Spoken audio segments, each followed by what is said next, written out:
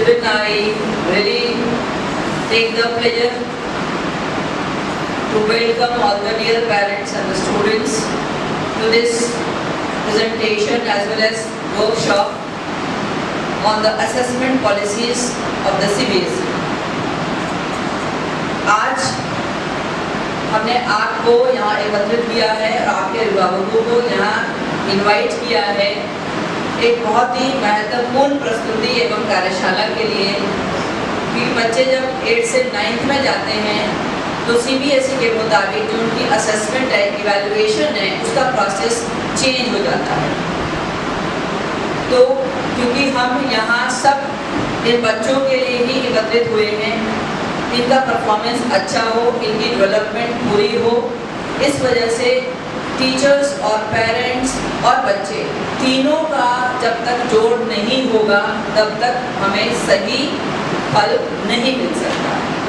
तो आज इस कार्यशाला में आपका मैं स्कूल प्रांगण में तहे दिल से स्वागत करती हूँ और ज़्यादा समय ना लेते हुए जो भी पेरेंट्स अभी कुछ लेट हो गए हैं वो बीच में आते रहेंगे, ज्वाइन करते रहेंगे। तो मैं इनवाइट करना चाहूँगी अपने स्कूल के academic coordinator mister Ajay Sharma को, जो कि इस प्रस्तुति को आपके सामने पेश करेंगे। Thank you.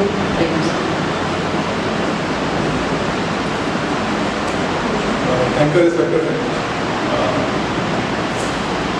I, Rajendra Sharma, Academic Coordinator, on behalf of Jamnandi Public School, I welcome all of you.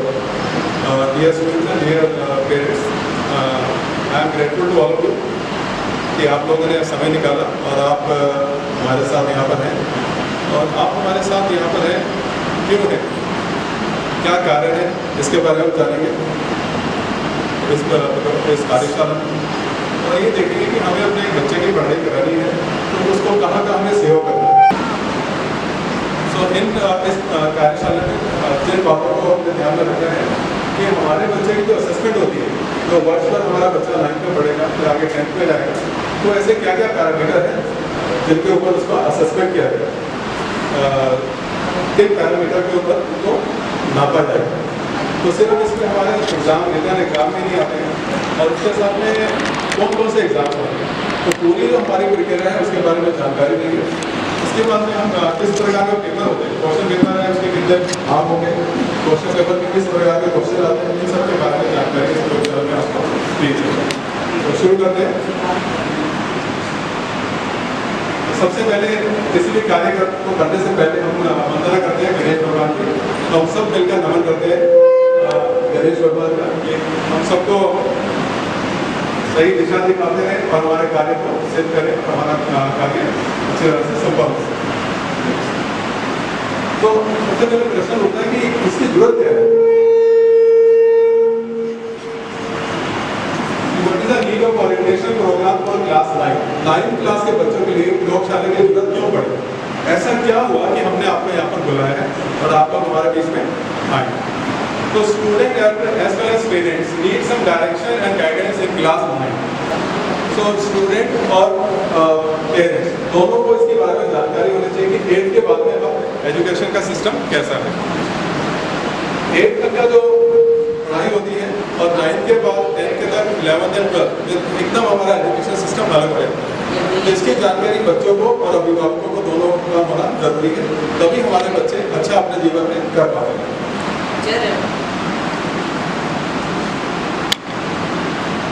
So next हमारा है parent is a teacher at home and a teacher is a parent in school and the child is the center of our universe. School में हम बच्चों के आपके बच्चों के हम अभिभावक हैं और घर में आप उनके टीचर हैं, अब या टीचर के साथ साथ अभिभावक हैं और घर पर आप अभिभावक के साथ साथ टीचर हैं और हम दोनों का तो हमारे पेरेंट्स और टीचर का जो केंद्र बिंदु है वो हमारे बच्चे हैं। तो इसमें देखिए हमने बच्चे को बीच में रखा है और हमारे सब हाथ पेरेंट्स और टीचर्स सबके हाथ मिलकर किसको आगे बढ़ाना है, हमको बच्चे को बढ़ाना है। तो बच्चा हमारा केंद्र है, जिसकी वजह से हम आज यहाँ पर बैठे हैं और हम भी बच्चों के लिए ही यहाँ पर आपके विद्यालय में हैं।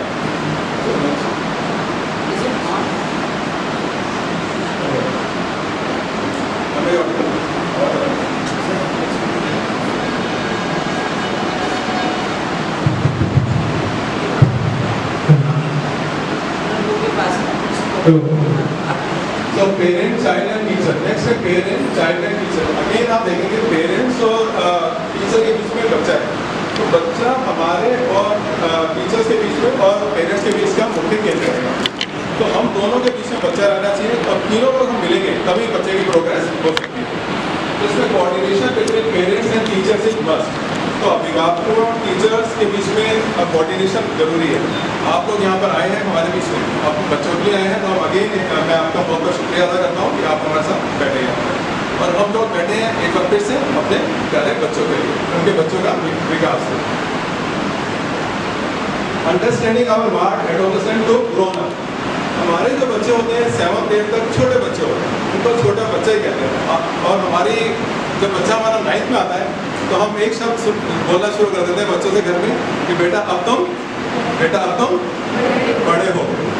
जब बच्चा बड़ा हो गया 9th में आते हैं बच्चे से कहते हैं बेटा अब तुम बड़े हो गए. ऐसी क्या बात होती है कि हम बच्चे को कहते हैं कि बच्चे अब तुम बड़े हो गए. तब तक 8th तक हम कहते हैं बेटा तुम छोटा बच्चा है. तो जब हमारा बच्चा बच्चे से बड़े होने की हम प्रक्रिया कहते हैं तो ग्रोन अप होता है, बड़ा आता है. तो हम भी इसी स्टेज से गुजरे हैं. तो हमारे जो मानसिक स्तर और शारीरिक स्तर दोनों में वो परिवर्तन आते हैं नहीं आते हैं. तो हमें बच्चे के ये जो परिवर्तन आते हैं मानसिक स्तर से और शारीरिक रूप में जो परिवर्तन बच्चे के आते हैं उसको हमें समझना होगा. हम लोगों ने देखा है कि बच्चे जो हैं जब 9th में आते हैं 10th में आते हैं तो उनका जो व्यवहार थोड़ा बदल जाता है. ऐसा है या नहीं है? यस, बच्चे आंसर देंगे. ऐसा होता है या नहीं होता है? यस सर, होता है. तो ऐसा परिवर्तन होता है. तो हमें इस स्टेज पर अपने बच्चों को समझना बहुत जरूरी है. अक्सर क्या होता है हम बच्चों की शिकायत करने लगते हैं टीचर से कि बच्चा सुनता ही नहीं है, बच्चे में ये परिवर्तन आ रहे हैं. तो बच्चे में जो परिवर्तन आ रहे हैं उसके मानसिक और शारीरिक रूप में जो परिवर्तन आते हैं उसको हमें समझना होगा, उनको समझना होगा. अननेसेसरी कई बार हम अपने बच्चों को ब्लेम करने लगते हैं या उनको पिटाई कर देते हैं. तो इन चीज़ों से बचना होगा. उनको समझें, उनके दोस्त बन के रहें और उनकी समस्याओं को जानें, क्योंकि बच्चे हमारे हैं तभी उनका सामग्रिक विकास होगा. CBSE इंटरनल असेसमेंट और यूएस असेसमेंट. अब CBSE के जो एग्जाम है 9th क्लास में इसमें कितना असेसमेंट होता है? इससे पहले मैं एक छोटी सी एक्टिविटी करना चाहूँगा और आप लोग उसका जवाब दें. मेरे हाथ में आप सब लोग देख सकते हैं ये क्या है? Real juice. सबने बोला. एक बार जोर से बोलेंगे क्या है मेरे हाथ में ये? Real juice. और क्या कह सकते हैं इसके बारे में आप? और क्या क्या बता सकते हैं? यस, और क्या कह सकते हैं इसके बारे में? मिक्स फ्रूट है. आप बोल रहे हैं कि मिक्स फ्रूट है और मल्टी विटामिन है. ओके, तो मिक्स फ्रूट है और उन्होंने बोला, पेरेंट्स ने बोला कि रियल जूस है. अब आपको क्या मालूम है कि किस कंपनी ने बनाया है? किसी को मालूम है किस कंपनी ने बनाया है? नहीं मालूम. इधर से आवाज आ रही है पेरेंट्स की कि नहीं मालूम. इसका मतलब हम आनंद जो ले रहे हैं रियल जूस का ले रहे हैं. रियल जूस किसने बनाया इससे हमें कोई मतलब नहीं. इसको बनाने के लिए जो प्रोडक्ट यूज हुए वो कहाँ से आए इससे हमें कोई मतलब नहीं. इसी तरह से हमारे जो बच्चे हैं उनके लिए ज्ञान होना जरूरी है. वो कहाँ से पढ़ के आए हैं, किस विद्यालय से हैं, किस गांव से हैं, किस शहर से हैं, इससे हमें कोई मतलब नहीं होना चाहिए. हमारे बच्चे में ज्ञान होना चाहिए और उसकी बच्चे की जो समाज में प्रतिष्ठा है उसके ज्ञान की वजह से होती है. कई बार बच्चों में ऐसी भावना आ जाती है, हमने देखा कि हम तो गांव के स्कूल के हैं, हम तो गांव में रहते हैं, हमारे माँ बाप पढ़े लिखे नहीं हैं. तो अभी जैसे आपने कहा रियल जूस है ये, किस कंपनी ने बनाया आपको नहीं पता. बड़ी कमाल की बात है. कंपनी का नहीं मालूम, रियल फ्रूट का मालूम है. तो ऐसे ही हमारे बच्चों को ज्ञान होना जरूरी है. जब उनको ज्ञान होगा तो ज्ञान से उनकी पहचान होगी, किस परिवार से आए हैं. इससे हमें किसी को कोई लेना देना नहीं होता है. तो हमें उनका ज्ञान कैसे हो, किस तरह से उनका समाज में प्रतिष्ठा हो, किस तरह से वो जाने जाए, इसके लिए हमें काम करना है. और क्लास 9 में हमारे 2 असेसमेंट है, CBSE इंटरनल असेसमेंट है, स्कूल बेस्ड. अब इसमें इंटरनल असेसमेंट क्या है? इंटरनल मीन्स आंतरिक, जो स्कूल के हाथ में है. CBSE जो हमारा CBSE बोर्ड है, जिस बोर्ड में हमारे बच्चे पढ़ रहे हैं, तो वो असेसमेंट होता है. ये दोनों असेसमेंट क्या है, किस प्रकार से चलते हैं, इसके बारे में हम जानकारी लें. तो ये हमारे जो सीबीएसई सेकेंडरी स्कूल का करिकुलम है, जो पाठ्यक्रम है, उसकी कुछ विशेषताएं हैं जो मैंने यहाँ पर ली है। अगर आपको याद हो तो हम लोग जो पढ़ते थे बोर्ड का पैटर्न अलग था, 10 क्वेश्चन आ जाते थे और बुक को बैठ के करते थे। क्या करते थे हम लोग?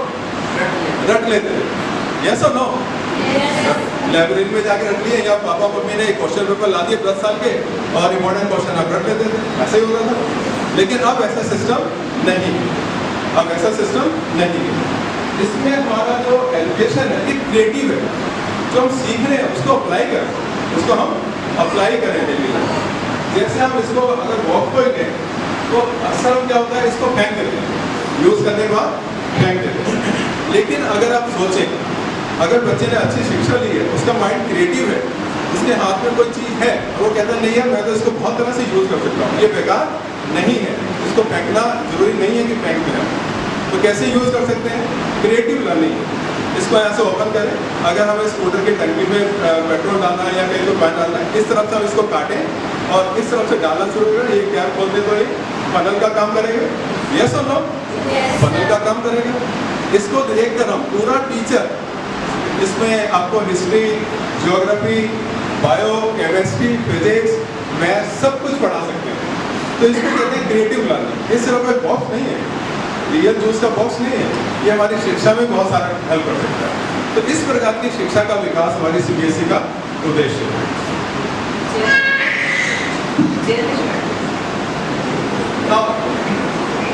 Third है enlist general and specific teaching and assessment objective to make learning competency। तो देखिए ग्रीन कलर में learning competency based and attain mastery over लेट अडाउट कॉम्पिटेंसी। कॉम्पिटेंसी मीन्स योग्यता, हमारी योग्यता का विकास हो, हम अपनी योग्यता को दूसरों को दिखा सकें, योग्य बने, जो जो हमारी मुश्किलें आती हैं उनको हम ओवरकम कर सकें, उन मुश्किलों को पार कर सकें। तो हमारा जो आज का एजुकेशन सिस्टम है ये हमें आगे बढ़ना सिखाता है, आगे बढ़ना सिखाता है। Next, encourage the application of knowledge and skills. ये बहुत इंपॉर्टेंट पॉइंट है। एप्लीकेशन ऑफ नॉलेज, जो ज्ञान हमने लिया है उसको हम प्रयोग करें, जो ज्ञान हमने लिया उसको प्रयोग करें। और सेकेंड है इसमें स्किल्स, और हमारा जो कौशल है उसको यूज करें। जैसे हमने अभी एक बॉक्स को लिया, एक बार फिर से ऊपर लेते हैं, अगर हमें इसको एक गोल कर दें यहाँ पर अगर, तो क्या उसमें से ऐसे पलटे इसको, तो पानी इसमें से जूस गिरेगा या नहीं? जूस गिरेगा या नहीं? अगर ये कैप बंद है और इसमें मैं एक होल कर दूँ, छोटा सा होल कर दूँ, तो जूस गिरेगा या नहीं? यस और नो?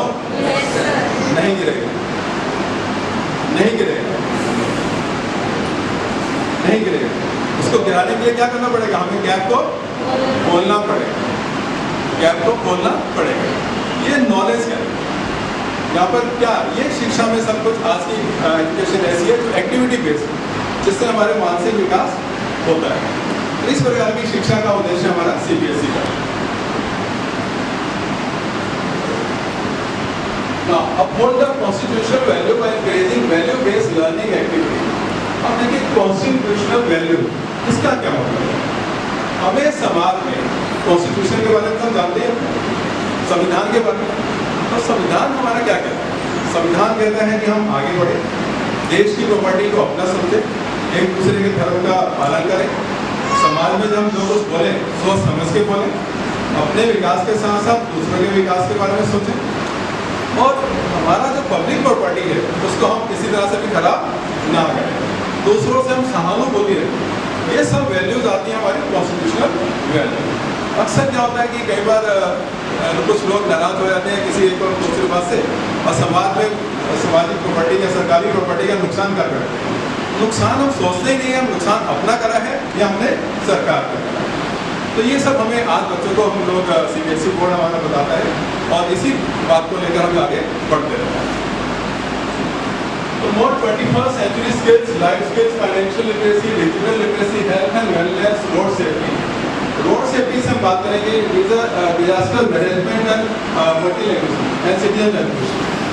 तो देखिए डिजास्टर मैनेजमेंट की बात करें, ये भी अभी कुछ समय से चला हुआ है।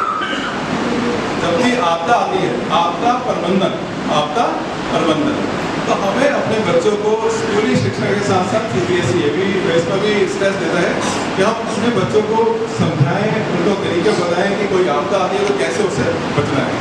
सड़क पर जब हम चलते हैं तो हमें जब 2 व्हीलर से जा रहे हैं तो क्या करना चाहिए?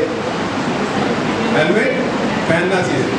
मुझे देखकर बड़ी खुशी हुई कि आप में से कुछ लोग जो 2 व्हीलर से आए हैं उनके पास में हेलमेट था और हेलमेट लेके आप अंदर आए हैं, तो मैं ऐसे अभिभावकों के लिए एक बार सबसे बोलूँगा कि ताली बजाएं। क्योंकि हम सुरक्षित होंगे, हम माँ बाप सुरक्षित होंगे, तभी तो हमारे बच्चे सुरक्षित होंगे या नहीं। कोई भी दुर्घटना होती है, मेरा मानना है कि परिवार में कोई दुर्घटना होती है तो एक व्यक्ति की जान नहीं जाती, उस पूरे परिवार को उसके खामियाजा भुगतना पड़ता है। तो सड़क सुरक्षा हमें को अपनाना है, ये भी हमारी एजुकेशन का हिस्सा है। Digital literacy, life skills, health and wellness. Health and wellness physical education हमारे पाठ्यक्रम का एक अहम हिस्सा है। इसमें बताया जाता है बच्चों को, उनके समय समय पर उनका चेकअप भी कराए जाते हैं कि उनकी हेल्थ कैसी रहे। उन्हें अपनी आँखों का ध्यान रखना है, अपने दांतों का ध्यान रखना है और पूरे अपने शारीरिक विकास में आगे रहना है। तो ये भी CBSE पाठ्यक्रम का एक अहम हिस्सा है। Integrate innovation pedagogy and such as experiential activity center, joyful learning, sports and art integrated learning, toy-based ये जो सब इसमें है कि हमारी जो एजुकेशन है हमारे ज़माने ऐसी नहीं है कि क्लास में बैठ के और सर के पास में क्या होता था, यस क्या रखते थे टीचर को पहले ज़माने में, यस छड़ी कहते हैं ना। और अभी भी मुझे पीछे कुछ ऐसे सामाजिक कार्यों में जुड़े हुए हम एक विद्यालय में जाना पड़ा हरिद्वार में, तो वहाँ देखा कि टीचर तो कमरे में नहीं थे लेकिन एक छड़ी जरूर पड़ी हुई थी डेस्क के ऊपर। तो हम बच्चे को सिर्फ छड़ी का डर ना दिखाएं। अगर हम बच्चे को ये समझा दें कि बेटा जो तुम कर रहे हो वो आपके ही जीवन में काम आएगा, तो डर तो छड़ी का डर नहीं रहेगा। क्योंकि जब तक छड़ी है अगर वो तब तक डर है तो वो डर नहीं। तो छड़ी का डर जो है टेम्परेरी है। हम बच्चे को समझाएं, हम खुद भी समझें कि बेटा ये आपके लिए, आप ही अपना भविष्य बना रहे हैं, आपको ही पढ़ना है, हमको आपकी सहायता कर सकते हैं।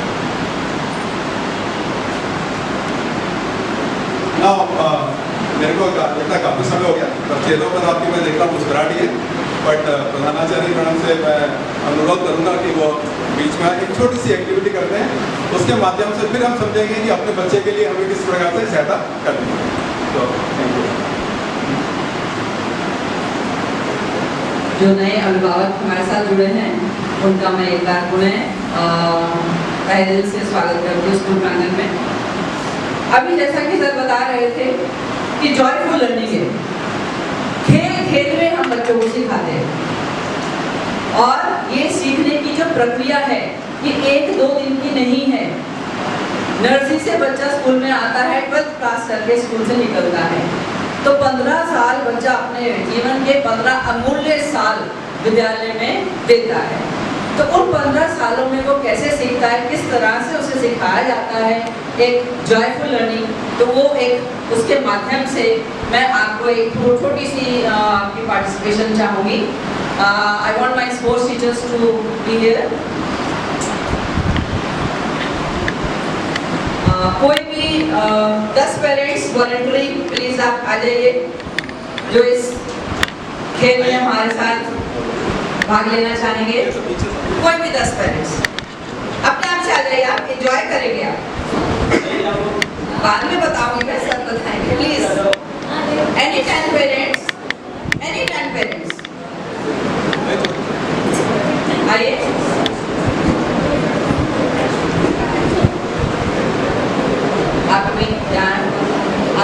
आप सामने खड़े हो जाइए पहले, तो देखिए पहले आप सामने खड़े हो जाइए पेरेंट्स प्लीज, आई रिक्वेस्ट। आप सामने खड़े हो जाइए। अभी कम है, 1 2 3 4 आई हैव गॉट। पेरेंट्स को अगर झिझक है आइए प्लीज, वेलकम।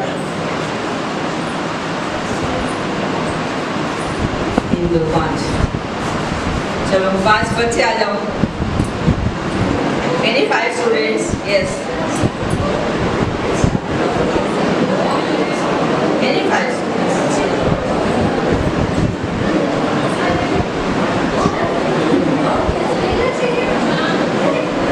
क्या बात है, इतने सारी गैदरिंग में 10 ढूंढने मुश्किल हो रहे हैं।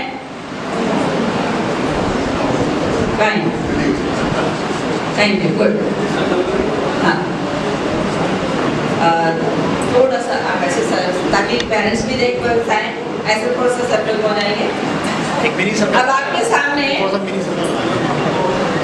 सामने मेरे स्पोर्ट्स टीचर्स एक एक्टिविटी करके दिखाएंगे।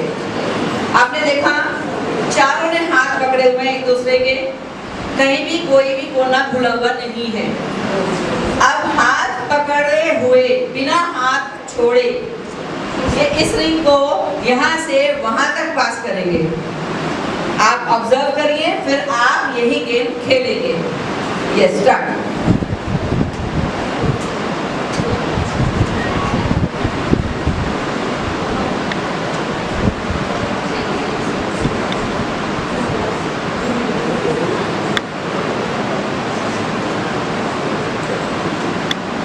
Very good. This is known as passing the hula hoop. अब मैं अनुरोध करूंगी, आप जो पेरेंट्स और बच्चे आए हैं, आप इसी तरह से गोला बना लें, हाथ पकड़ के। Yes. Some more ladies. और कोई फीमेल पेरेंट्स अगर आ सकते हैं तो प्लीज आइए।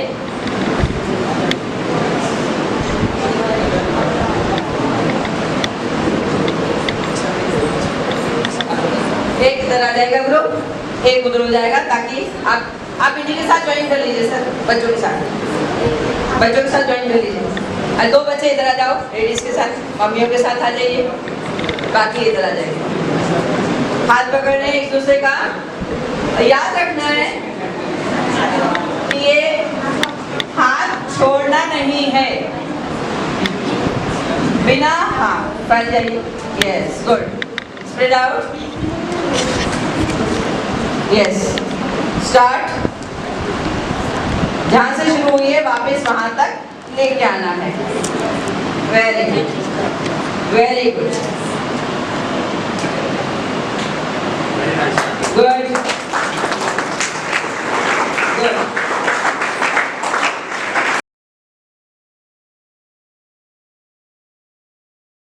कुछ अगर बोर हो रहे हैं, नींद आ रही है, चपकी लग रही है, तो हमारा ध्यान बढ़ गया। ऐसे ही जो आपका स्कूल का टाइम टेबल होता है, हर पीरियड के बाद 2-3 पीरियड के बाद एक ब्रेक दिया जाता है, चाहे वो लंच ब्रेक है, चाहे वो गेम्स का पीरियड है, चाहे वो लाइब्रेरी का पीरियड है, चाहे आर्ट्स का पीरियड है, चाहे म्यूजिक का पीरियड है। तो क्यों रखे जाते हैं? ये बच्चों को ब्रेक देने के लिए, क्योंकि एक साथ पूरा लगातार 4 घंटे बैठ के बच्चा पढ़ ले, ये संभव नहीं है। दूसरा, इस एक्टिविटी के माध्यम से हमने हमारा जो फोकस है, जैसे कि पहले कोऑर्डिनेटर सर ने बताया कि बच्चा, स्टूडेंट हमारा फोकस है, सेंट्रल। ये जो हमारे जो सर्कल बना हुआ था पेरेंट्स या बच्चों का, ये थी अलग अलग कड़ियां, चेन्स, जिनको हमने जोड़ दिया। तो जब बच्चा स्कूल में आता है, नर्सरी में आया, नर्सरी से एलकेजी में गया, एलकेजी से यूकेजी में गया, जैसे सर्कल आपका जो वो जो है जो पास हुआ, वो different stages of child's activity, child's stages in the school, बच्चे के जो अलग अलग क्लासेस उसने पास करी। अगर एक भी किसी का हाथ छूट जाता तो क्या वो गोला पास हो सकता था आगे? नहीं हो सकता था। तो एक भी कड़ी को हमें कमजोर नहीं रहने देना है, नर्सरी से ही बच्चे को मजबूत करके चलना है। एक तो ये कड़ियां हो गई, दूसरी कड़ियां हमारी समाज की हैं, घर से स्कूल, स्कूल से बस में जाता है, बस से समाज में जाता है। तो कहीं भी कोई भी अलग अलग कड़ियां जब तक जुड़ेगी नहीं, तब तक बच्चे का सर्वांगीण विकास नहीं हो सकता। तो अगर हमें यहाँ से बच्चे को वहाँ पहुँचाना है, टॉप पे ले जाना है, तो इन सब कड़ियों का हमें ध्यान रखना पड़ेगा। कोई भी एक भी कड़ी हमें कमजोर नहीं होने देनी है। तो इस गेम के माध्यम से सिर्फ मैं ये सिखाना चाह रही थी आप लोगों को कि हमें, अब कई पेरेंट्स होते हैं 2-2 साल तक स्कूल में नहीं आते। पीटीएम रखी जाती है, स्कूल में पीटीएम रखी जाती है और लगभग हर 1.5 महीने बाद, मैक्सिमम 2 महीने बाद या हर महीने भी पीटीएम होती है। तो पीटीएम का मकसद क्या है? ये जो कड़ियाँ कमज़ोर पड़ती हैं उनको जोड़ना, उन्हें मजबूत करना। तो अगर आप पीटीएम में आएंगे ही नहीं, वो कड़ी कमज़ोर रह जाएगी। ये आप लोगों ने भी देखा होगा, जिनके पेरेंट्स पीटीएम में आते हैं, रेगुलर आते हैं, उन बच्चों का परफॉर्मेंस बेहतर होता है दूसरे बच्चों से जो पीटीएम में नहीं आते हैं, जो टीचर्स के साथ नहीं मिलते हैं। क्योंकि बच्चा बहुमुखी है, बहुत सारे उसके रूप हैं। पेरेंट्स को ये दिखाता है, टीचर्स को ये दिखाता है, अपने फ्रेंड्स के साथ कुछ और है।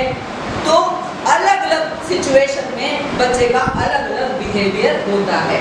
तो वो कब पता चलेगा? जब वो सारे इकट्ठे होंगे कि अच्छा, अब जैसे पीरियड्स हैं, मैथ्स के पीरियड में बच्चा बहुत अच्छा बिहेव कर रहा है, इंग्लिश वाली टीचर की कंप्लेंट है मेरे पीरियड में ये बच्चा कुछ नहीं करता, हिंदी में फिर वो ठीक है, गेम्स में बहुत ही अच्छा है। तो ये क्या है? तो जब हम बच्चे की असेसमेंट करते हैं, बात हुई थी इंटरनल असेसमेंट और कौन सी असेसमेंट? स्कूल बेस्ड असेसमेंट, ठीक है। स्कूल बेस्ड असेसमेंट होगी है जब वो आपका 100 नंबर का पेपर आता है, 80 नंबर का पेपर आता है, 3 घंटे का पेपर होता है, तो जो भी आपने लिखा, याद किया, उसको कॉपी पे उतारना होता है। और जो 20 नंबर की असेसमेंट होती है वो इन तरह की एक्टिविटीज से होती है। तो 20 नंबर जो स्कूल देता है आपके बच्चे को, वो ऐसे नहीं कि एक कड़ी के बेस पे दे दिया, वो सारे टीचर्स इकट्ठे बैठते हैं, सोचते हैं कि अगर इस पीरियड में वीक है तो वो क्यों है। तो सबकी जो कंबाइंड व्यूज होती हैं उसके बेस पे आपके बच्चे को वो 20 नंबर मिलते हैं। तो हमें कोशिश ये करनी चाहिए कि कोई भी कड़ी कमजोर ना हो, तभी बच्चे का पूर्ण विकास हो सकेगा। Thank you. Over to coordinator sir.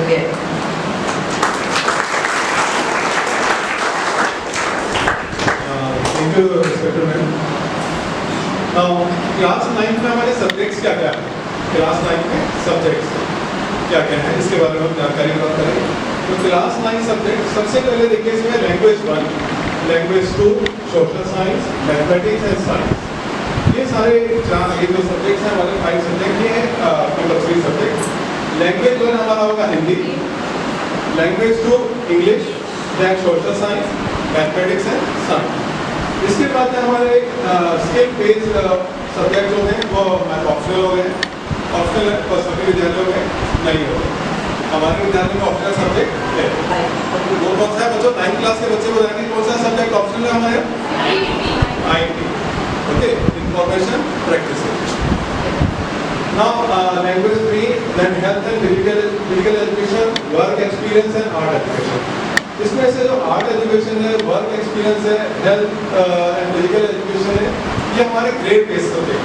इनके ऊपर ग्रेडिंग होता है, बच्चे क्या ग्रेडिंग किया था A B C D E तक हम इसको ग्रेडिंग करते हैं। तो असेसमेंट का जो हमारा पैटर्न है, टोटल जो नंबर इसको वार्षिक में मिलते हैं वो है 100 आउट ऑफ 100। तो 100 के 2 पार्ट्स हैं इसमें। देखिए, इंटरनल असेसमेंट है, स्कॉलरशिप। जैसे मैम ने आपको बताया था कि वार्षिक परीक्षा जो होती है, वार्षिक परीक्षा जो 3 घंटे की परीक्षा होती है वो स्कॉलरशिप में आएगी, और उससे पहले है इंटरनल असेसमेंट। तो स्कॉलरशिप असेसमेंट जो है वो हमारा 80 मार्क्स है, वो 80 मार्क्स है। अब 80 से 100 कैसे बनते हैं इसके बारे में जानकारी लेंगे। So students have to score 33% in total in each of these subjects. प्रत्येक विषय में बच्चे को 33% मार्क्स लाने जरूरी होता है। मतलब कि 100 में से 33 नंबर लाने बच्चे को हर तरह से जरूरी होते हैं।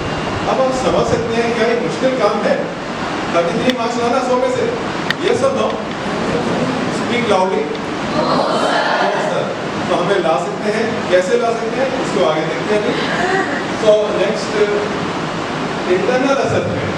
देखिए 100 की बात की थी, 100 में से 80 रिटन टेस्ट जो हमारा एनुअल होता है प्लस 20 मार्क्स जो है ये टीचर के पास में होते हैं, जो इंटरनल असेसमेंट है, जो आपके सब्जेक्ट टीचर्स करते हैं, सभी सब्जेक्ट, हिंदी के टीचर, इंग्लिश के टीचर, सोशल साइंस के, मैथ्स के, साइंस के, ये 20 मार्क्स हर टीचर के पास में।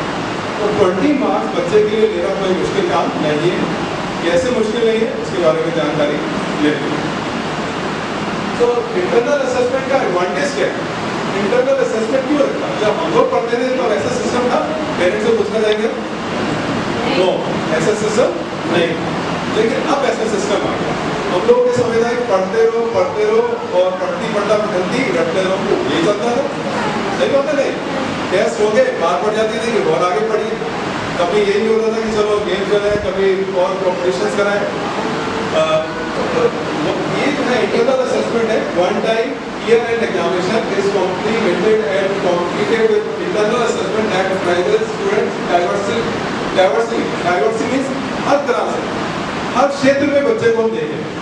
ये ना देखें बच्चा सिर्फ पढ़ाई में अच्छा है, वो आर्ट में अच्छा हो सकता है, वो बोलने में अच्छा हो सकता है, हमारा बच्चा होमवर्क करने में बहुत अच्छा हो सकता है, हमारा बच्चा जो नोटबुक्स बना रहा है उसमें पूरा काम करने में समय पर करता है, उसके उसको नंबर मिलेंगे। तो हमें बच्चे की अच्छाई देखनी है। कुल मिला के अब हमारा जो CBSE कहता है हमें बच्चे में अच्छाई देखनी है।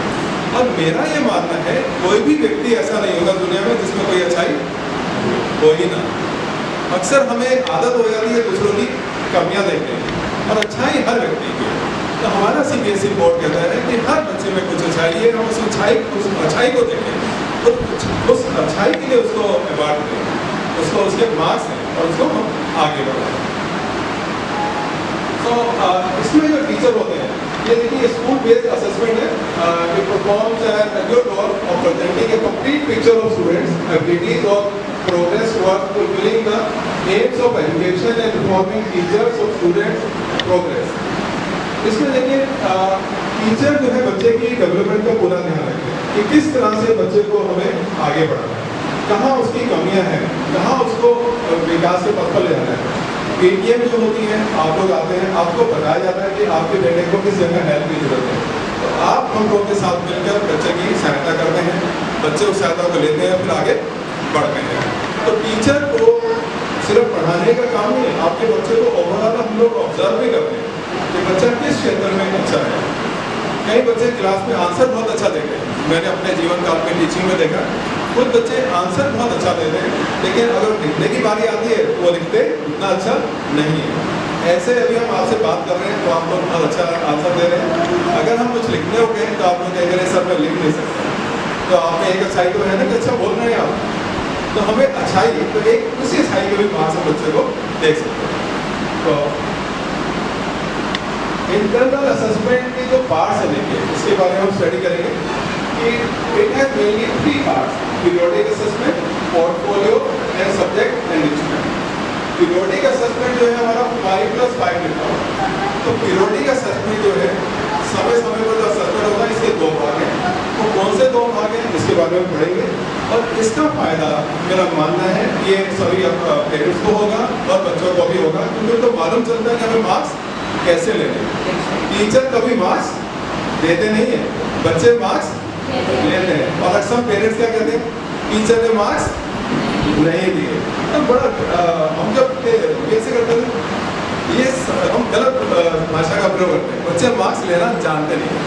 तो बच्चों आपको मार्क्स कैसे लेने हैं, और पेरेंट्स के लिए मैं कहना चाहूँगा कि हम बच्चे को बताएं बेटा कैसे टीचर से मार्क्स लेने हैं, कैसे नॉलेज लेनी है और कैसे आगे बढ़ना है, तो उसके बारे में जानकारी लेंगे। तो ना पीरियोडिक असेसमेंट जो है देखिए 2 तरीके से होता है, पीरियोडिक टेस्ट है एंड मल्टीपल असेसमेंट। देखिए हमने लिखा है 5+5, तो एक 5 हमारा हो गया पीरियोडिक टेस्ट 5 मार्क्स के, और दूसरा है मल्टीपल असेसमेंट 5 मार्क्स। अभी बच्चों के टेस्ट, आज लास्ट टेस्ट था बच्चों का, यस आज लास्ट था पेपर था, ये हाफिली से पहले का फर्स्ट पीरियोडिक टेस्ट, ये आज का था पहला पीरियोडिक टेस्ट। तो ऐसे जो है हमारे 3 पीरियोडिक टेस्ट, 3 पीरियोडिक टेस्ट होंगे, उसमें 2 का जो एवरेज लिया जाता है उसके बारे में आगे बात करते हैं। और सेकंड है हमारा मल्टीपल असेसमेंट। मल्टीपल मीन्स कई रूप हो सकते हैं, मल्टीपल मीन्स मैनी टाइम। तो मल्टीपल असेसमेंट बच्चे को हर तरह से देखते हैं। पीरियोडिक टेस्ट ये देखिए हमारे लिखा हुआ 3 टेस्ट होंगे in each subject in a year and the average of 2 would be taken. 2 का एवरेज लिया जाए, जो 2 टेस्ट होते हैं उसका एवरेज लिया जाता है। तो यहाँ देखिए बच्चों को फायदा है, आप एक टेस्ट अच्छा नहीं कर पाए तो आपके 2 तो अच्छे हुए हैं, उसमें आपके अच्छे मार्क्स आए हैं, तो उसमें हमने 3 टेस्ट दिए, आपने 3 में से 2 को जो कि जिसमें भी 2 में अच्छी परफॉर्मेंस आपकी होगी उनके एवरेज ले लेते हैं, 5 में से वो मार्क्स आ जाते हैं। मल्टीपल असेसमेंट, इसमें हर विषय का जो टीचर होता है वो सोचते हैं कि मुझे अपने बच्चे का किस प्रकार से टेस्ट लूँ कि उसको ज़्यादा से ज़्यादा फायदा हो। कोई एक पैटर्न नहीं है। जब हम लोग स्कूल में पढ़ते तो एक ही पैटर्न था, एक ही पैटर्न था, कोई दूसरा पैटर्न होता ही नहीं, ठीक है ना। कभी कुछ भी अच्छा काम कर लो, फाइल अच्छी बना लो, फिर भी उसके मार्क्स नहीं मिलते थे, सिर्फ लिखने के एग्जाम के मार्क्स मिलते थे। हर टीचर के पास में बहुत सारे ऐसे मैटर हैं जहाँ बच्चे को असेस करता है, उसके बारे में, बच्चे के बारे में जानकारी प्राप्त करता है और उसको मार्क्स देता है। तो इसमें देखिए ये कौन कौन से हैं? ऑब्जर्वेशंस, ओरल टेस्ट, इंडिविजुअल और group work, class discussion, field work, concept maps, graphic, organiser, visual presentation etcetera. कितने ही सारे हैं। ओरल टेस्ट हो सकते हैं, ग्रुप डिस्कशन हो सकता है। अभी हम लोगों ने ग्रुप एक्टिविटी की, तो ऐसे डिफरेंट ग्रुप्स बनाए जा सकते हैं कि किस ग्रुप की परफॉर्मेंस सबसे अच्छी है, उसके अकॉर्डिंगली बच्चों को मार्क्स दिए जा सकते हैं। फील्ड वर्क है, देन ओरल टेस्ट है और पीपीटी। आज हम जब कंप्यूटर के युग में हैं तो पावर पॉइंट प्रेजेंटेशन बच्चे बना के लाते हैं कि मैं सर किस तरह से अपने टॉपिक को पढ़ा सकता हूँ। यहाँ बच्चे खुद भी टीचर बनते हैं, कई खुद भी अपने स्लाइड्स बना के लाते हैं और बताते हैं टीचर को सर इस टॉपिक को इस तरह से एक्सप्लेन किया जा सकता है।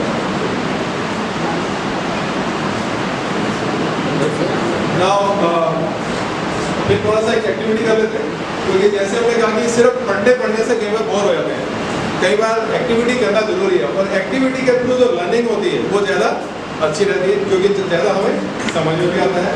तो एक एक्टिविटी फिर से, और मैं पुनः रिक्वेस्ट करता हूँ प्रिंसिपल मैम से कि वो आए और एक फिर एक्टिविटी आपके साथ मिलकर लाइब्रेरी में लगा दो।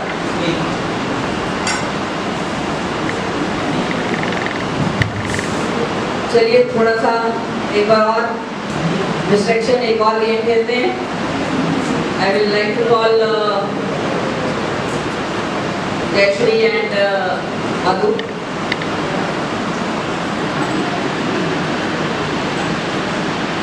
अभी सर ने बताया मल्टीपल असेसमेंट, पीरियोडिक टेस्ट में असेसमेंट सबको समझ आ गया। पीरियोडिक टेस्ट जो आपके टेस्ट होते हैं 3 बार होते हैं, pre mid term, mid term and post mid term.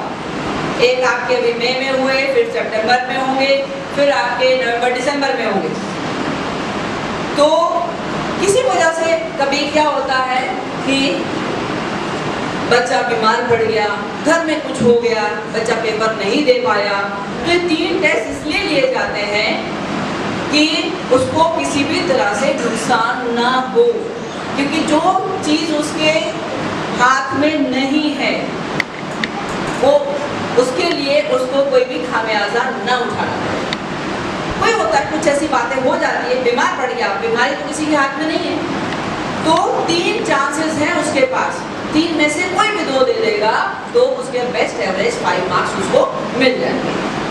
अब जो मल्टीपल असेसमेंट है, जैसा मैंने बताया ओरल टेस्ट, रिवीजन टेस्ट, जब भी कोर्स पूरा होता है, चैप्टर पूरा हुआ तो टीचर्स रिवीजन टेस्ट लेते रहते हैं। इस तरह से काफ़ी सारे उनके ओरल टेस्ट ले लिया, ग्रुप डिस्कशंस चलती हैं, तो वो जब पार्टिसिपेट बच्चा उनमें करता है तो उसमें भी बच्चे का एक तो बहुमुखी विकास होता है, दूसरा उसको मार्क्स में बहुत फायदा होता है। तो ये दिखाने के लिए किस तरह से मार्क्स में फायदा होता है इस तरह की एक्टिविटी से, मैं एक और छोटी सी एक्टिविटी करना चाहूँगी। जो पेरेंट्स पहले नहीं भाग ले पाए तो कुछ 7-8 पेरेंट्स प्लीज वॉलंटियर योरसेल्फ। आप आएंगे सर? यस, आइए प्लीज। जिन्होंने पहले भाग नहीं लिया आइए मैम, कुछ ऐसा बड़ी बात नहीं है, कोई टेस्ट नहीं ले रहे हैं। अगर हम टेस्ट से डरेंगे तो हमारे बच्चों में हम कॉन्फिडेंस कैसे पैदा करेंगे? ये टेस्ट नहीं है, खेल है, गेम है। जिन्होंने पहले नहीं पार्टिसिपेट किया अब वो आ जाएं। I want more of parents to participate. इस तरह से हम बच्चों को भी इंकरेज करते हैं। कुछ बच्चे झिझक वाले होते हैं, उनको बोलो स्टेज पे जाके बोलना नहीं। अगर उनको हम दे देंगे उस दिन वो छुट्टी मार लेते हैं। असेंबली में अगर कुछ उनको दे कि आज आपको ये बोलना है तो छुट्टी मार लेते हैं। तो ये हमें घर से ही उन्हें सिखाना है कि कॉन्फिडेंस पहले है। अगर कॉन्फिडेंस है तो किसी भी प्रकार की लर्निंग मुश्किल नहीं हो सकती। और चाहिए मुझे 2 टेबल्स है मेरे पास, प्लीज जेंट्स आ जाएं। कुछ नहीं है ऐसा कठिन कार्य नहीं दे रही हूँ मैं आपको। आप आइए सर, आप भी आ जाइए। 2 टेबल्स लगाइए, एक उधर। 6 can stand there. I want 12 parents. 6 एक टेबल पे, 6 एक टेबल पे। Keep the ball in your hand. Keep the ball in your hand. इसके आसपास 6 आ जाओ, प्लीज। क्या बात है, पेरेंट्स, इतने सारे पेरेंट्स हैं। प्लीज आइए सर, आइए आइए, एंजॉय करेंगे आप। पेरेंट्स सारा दिन तो काम में बिजी रहते हैं, खेत है, नौकरी है, बहुत कम समय मिलता है हमें खेलने का। आज आप अपना बचपन एंजॉय करिए, उसको याद करिए दोबारा से, हम कैसे गेम्स खेलते थे। वन मोर, एक और पेरेंट की आवश्यकता है। आइए आइए आइए प्लीज। अब आप सर्कल कर लीजिए, अपना क्लोज कर लीजिए बिल्कुल। एक और आ सकते हैं, और कोई interested to join? Yes please, give them a big hand. जो हौसला दिखाते हैं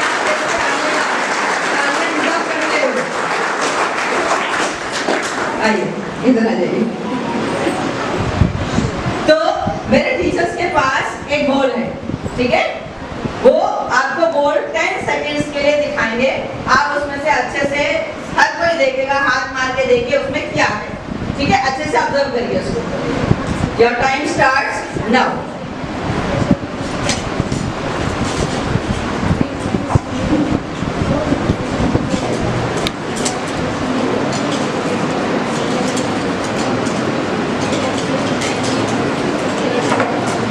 Okay, time over. Now I'll request my teachers to go to one of the students there, one boy and one girl. This side, 2 students, single, for 10 seconds. चाहिए? Please. You can touch and see things. बरोल के देख लीजिए आप। एक जना single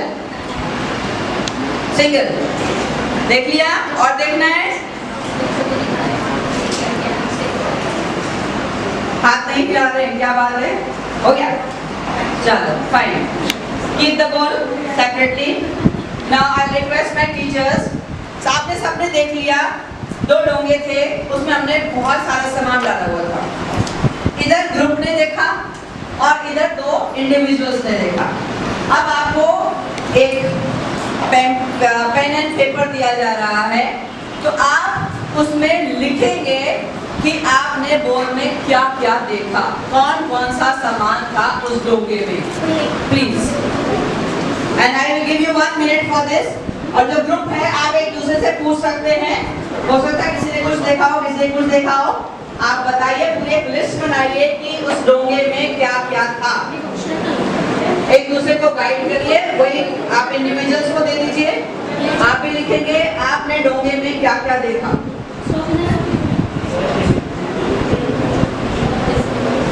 एक minute का time है आपके पास,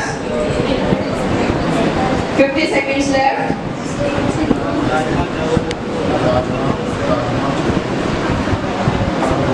एक जना लिखता जाए, बाकी उनको गाइड करते जाएं, और इंडिविजुअल भी हमारे लिख रहे हैं क्या क्या देखा आपने उसमें। थोड़ा धीरे बोलेंगे, वरना वो लीक हो जाएगा आपका, दूसरा ग्रुप जीत जाएगा। फिर धीरे धीरे एक दूसरे के कान में बताइए आपने क्या देखा।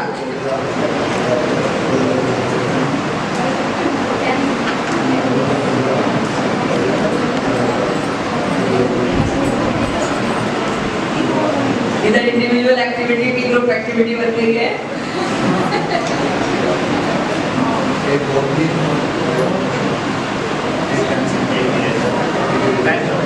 Okay, 1 minute over. Time up.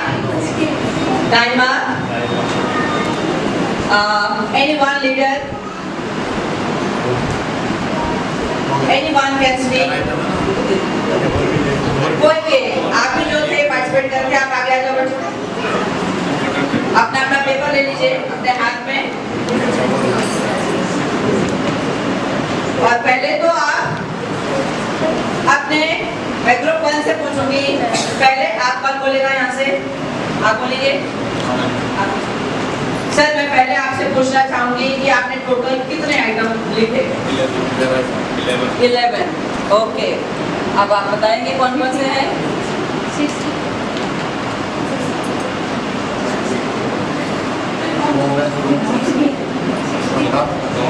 Bangles, eraser, safety pin, rajma, chole, chop, Sindoor box, ball pin, ball, pencil. Good, give them a big hand.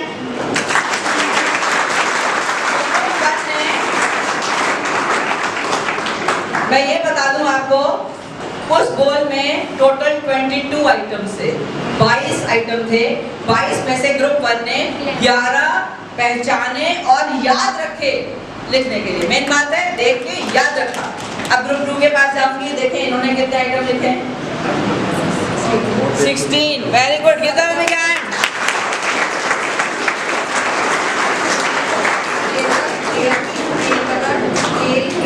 Rajma, chole, lipstick, सिंदूर बॉक्स, कंघी, साबुन, ball, pencil, pen, brush. Thank you.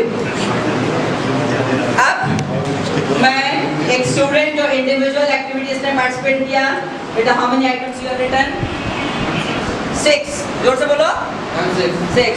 बोलो कौन कौन से हैं? Pencil, rubber, soap, pen, ball, thank you, thank you, give him a big hand. अब एक हमारे पास सिंगल अभिभावक थे जिन्होंने लिखा है, सर आपने कितने आइटम लिखे? 6। कौन कौन से हैं? पढ़ सकते हैं। Okay, 6 item.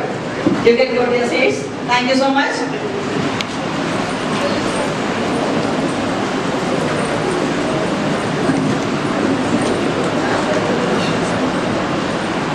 अब इसका निष्कर्ष क्या है? कोई बता सकता है? कोई बता सकता है?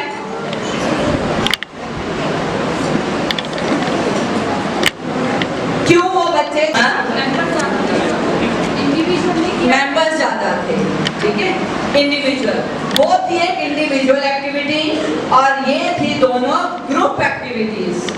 ग्रुप एक्टिविटीज में क्या होता है, एक से ज्यादा दिमाग काम, और इंडिविजुअल एक्टिविटी में एक सिंगल दिमाग काम कर रहा था। तो इस तरह से जो हमारी मल्टीपल असेसमेंट है, ग्रुप डिस्कशंस है, इससे आपके बच्चों को पूरा फायदा होता है। जो अगर हमने ग्रुप बना दिया, आप देखते हैं ग्रुप प्रोजेक्ट्स भी देते हैं, तो ग्रुप बना दिया तो उसमें बहुत सारे दिमाग में डेफिनेटली वो काम बेहतर होगा। जहाँ एक से ज्यादा दिमाग लगेंगे डेफिनेटली वो काम बेहतर होगा। तो बच्चों को इस तरह से भी हम ग्रुप डिस्कशन से, ग्रुप एक्टिविटी से, ग्रुप प्रोजेक्ट से भी असेस करते हैं, उनकी टेस्टिंग करते हैं और उसका फायदा आपके बच्चों को ही होता है। हम एक दूसरे से, अपने पीयर ग्रुप से जो पीयर लर्निंग होती है या तो दोस्तों से जो लर्निंग होती है वो ज्यादा बेहतर होती है इंडिविजुअल लर्निंग से। तो इस तरह की ग्रुप एक्टिविटीज स्कूल में कराई जाती हैं। अब जो भी नंबर होगा 16 है, 16 पे अगर हम A ग्रेड दे रहे हैं तो पूरे 10 को A ग्रेड मिलेगा। क्लियर? और अगर हम अब इंडिविजुअल है तो उसके 6 है तो 6 पे वो B या C पे या D पे भी आ सकता है। तो इस तरह से हमें एक साथ एक मुट्ठी बन के, ग्रुप बन के एक दूसरे से सीखना और आगे बढ़ना, ये भी एक हमारा मल्टीपल असेसमेंट का तरीका है। तो इसके 5 मार्क्स होते हैं। तो जब हम बच्चों को बोलते हैं कि भाई आपको ये करना है या छुट्टी मार देते हैं या स्टेज पे परफॉर्मेंस है बच्चों का या स्कूल में एनुअल फंक्शन है या कोई और इंटर हाउस एक्टिविटीज होती है, अभी भी हमारे इंटर हाउस एक्टिविटीज थी 17 मई को।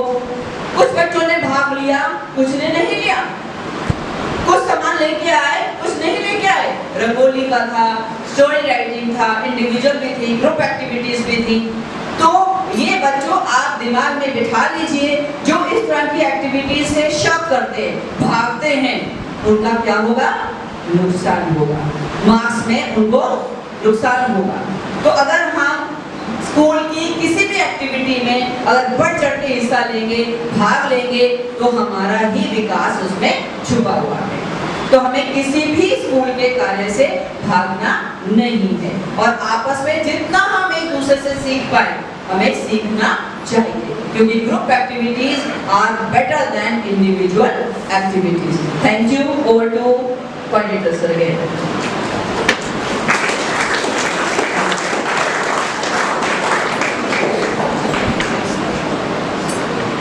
Thank you ma'am.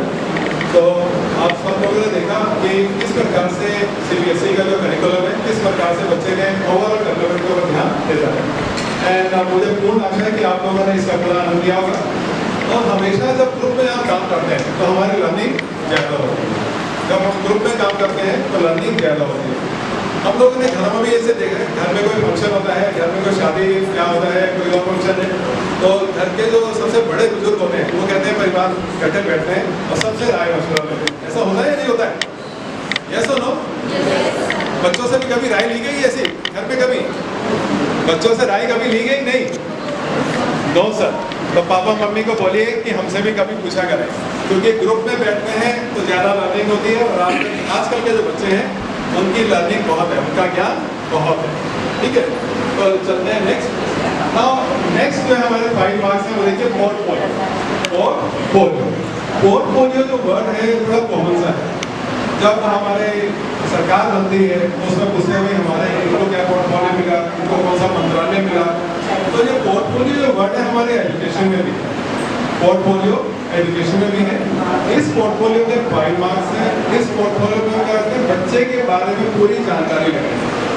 सिर्फ ये नहीं कि वो पढ़ क्या रहा है, टेस्ट में कितना नंबर ला रहा है।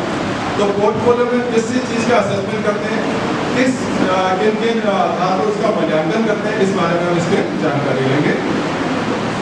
The portfolio may take the form of journal or a notebook, and that would include students' artifacts selected along with their reflections.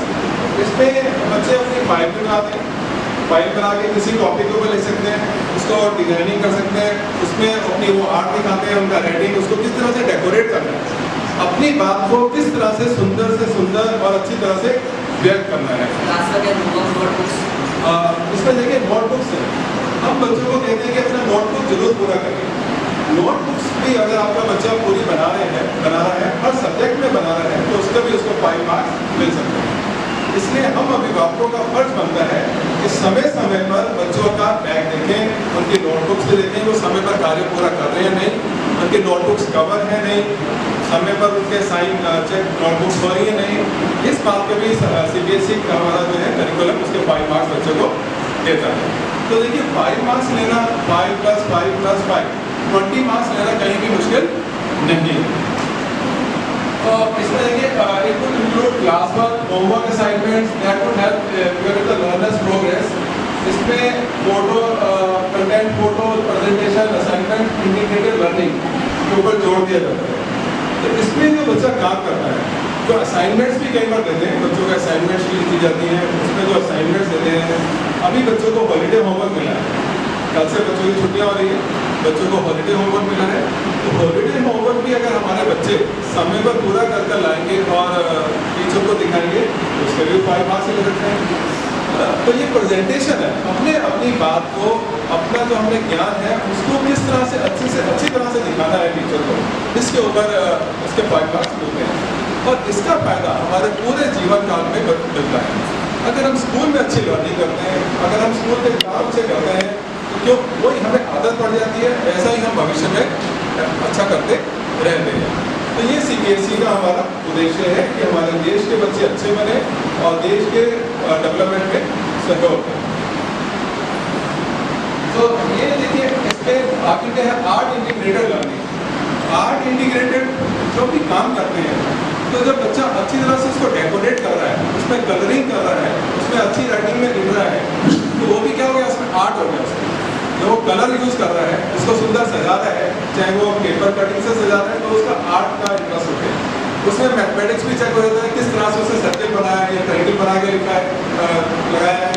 तो ये हमारी जो अप्रोच है सीबीएसई की एजुकेशन की, ये अगेन आजकल से ओवरऑल डेवलपमेंट की तरफ ध्यान देती है। तो मेरे प्यारे बच्चों जो मेरे सामने आज बैठे हुए हैं, तो आपको मालूम होना चाहिए हमें अपना काम कैसे करना है, कैसे टीचर से ज़्यादा नंबर लेने हैं। और ये नहीं कहना कि टीचर ने नंबर नहीं दिए। हम हमेशा टीचर्स लोग बच्चों का भला करने के लिए, बच्चों का नंबर देने के लिए बैठे हुए हैं। आप लेने के लिए तैयार तो रहें, लेने के लिए तैयार तो रहें, ठीक है। तो चलिए नेक्स्ट, असेसिंग पोर्टफोलियो। पोर्टफोलियो का असेस कैसे करते हैं, उसका मापन कैसे करते हैं।